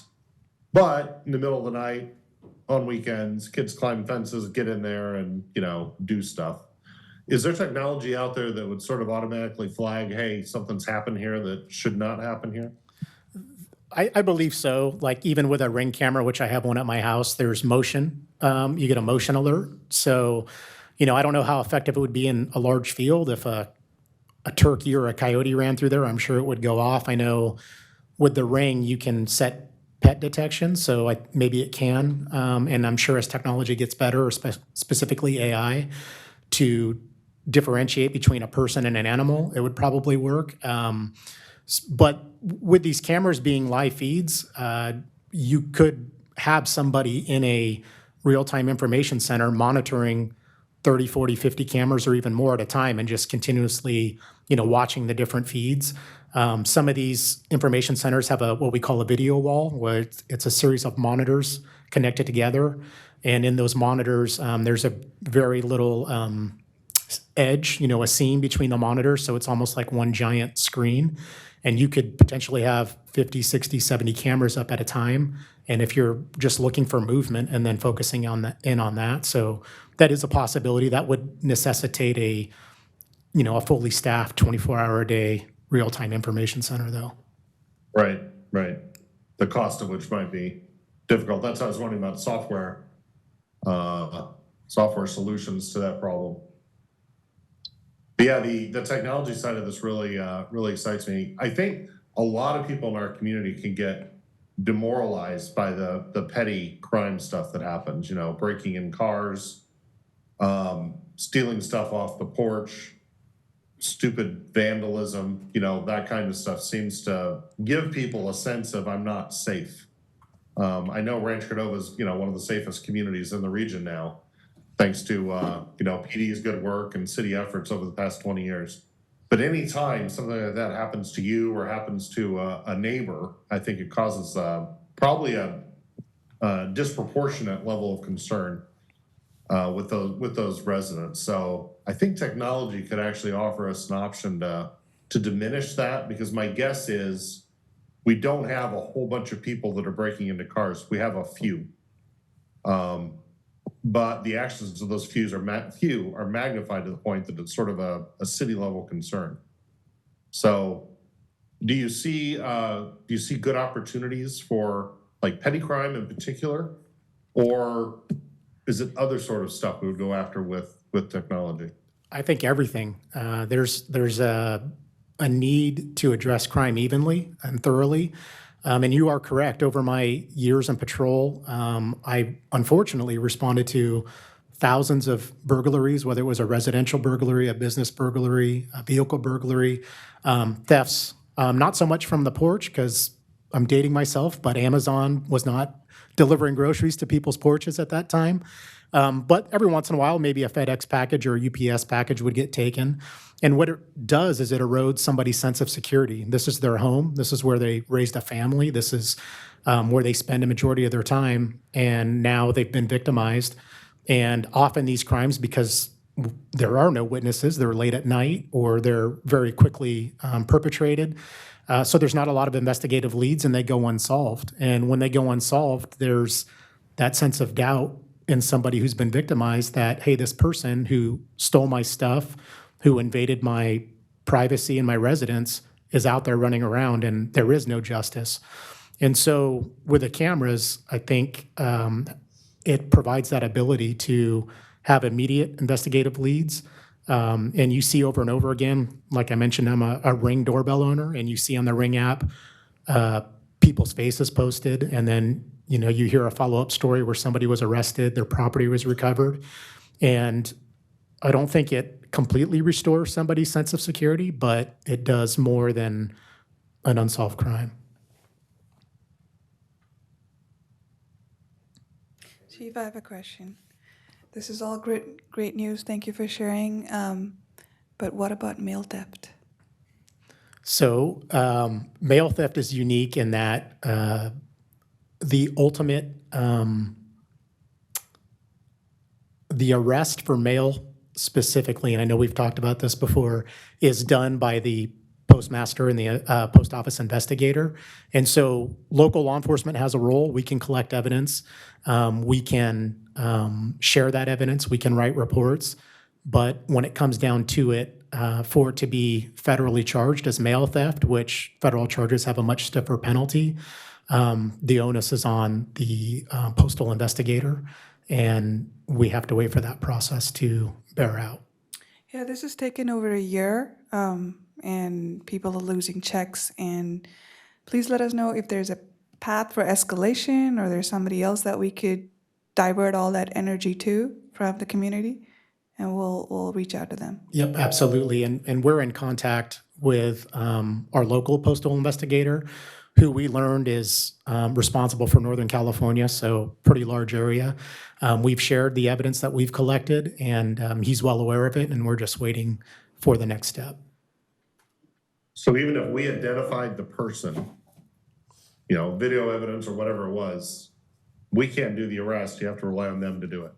It depends on the situation. If they had stolen property in their possession at the time we detained them, we could make an arrest for the stolen property, but that would be a state charge. And currently, the value of mail is negotiable, I guess. What mail does that person have in their possession and what value does it have? So that might only be a misdemeanor for a state charge or a local charge, whereas possession of that mail is going to be a stiffer penalty federally. But if we detain somebody in the area that we think is responsible, we can write a report. We may not be able to make an arrest at that point, but we can share that information and evidence with the postmaster to bolster whatever case they have.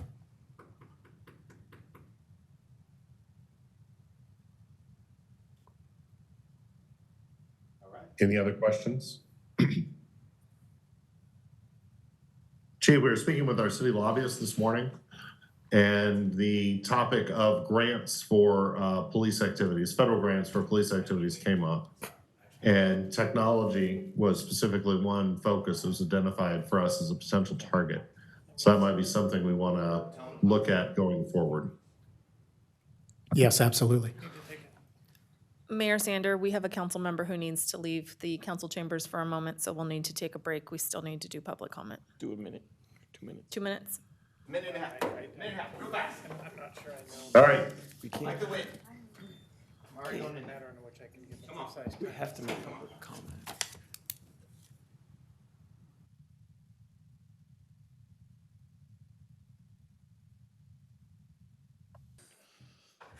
Councilmember Gatewood is back at 9:02.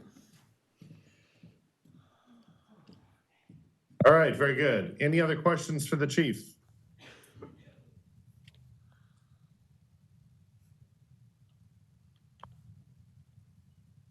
All right. Thank you very much, Chief. Looking forward to the next one of these. We just appreciate you. And I will say, you know, What do you think about the blue flower is what he's going to ask. Is like, let's be serious. Let's talk serious stuff. The blue flower. Yeah.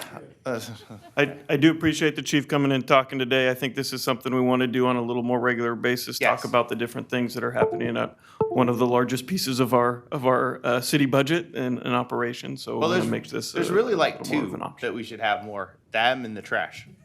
Like, honestly. Appreciate you. We got both of those done today. I Yeah, think, we so. did. Whew. It is ironic that we don't talk about the police more, perhaps because we don't really have any crises on that front. But it is a huge part of what we do. So I think more public discussion about it is probably a good idea.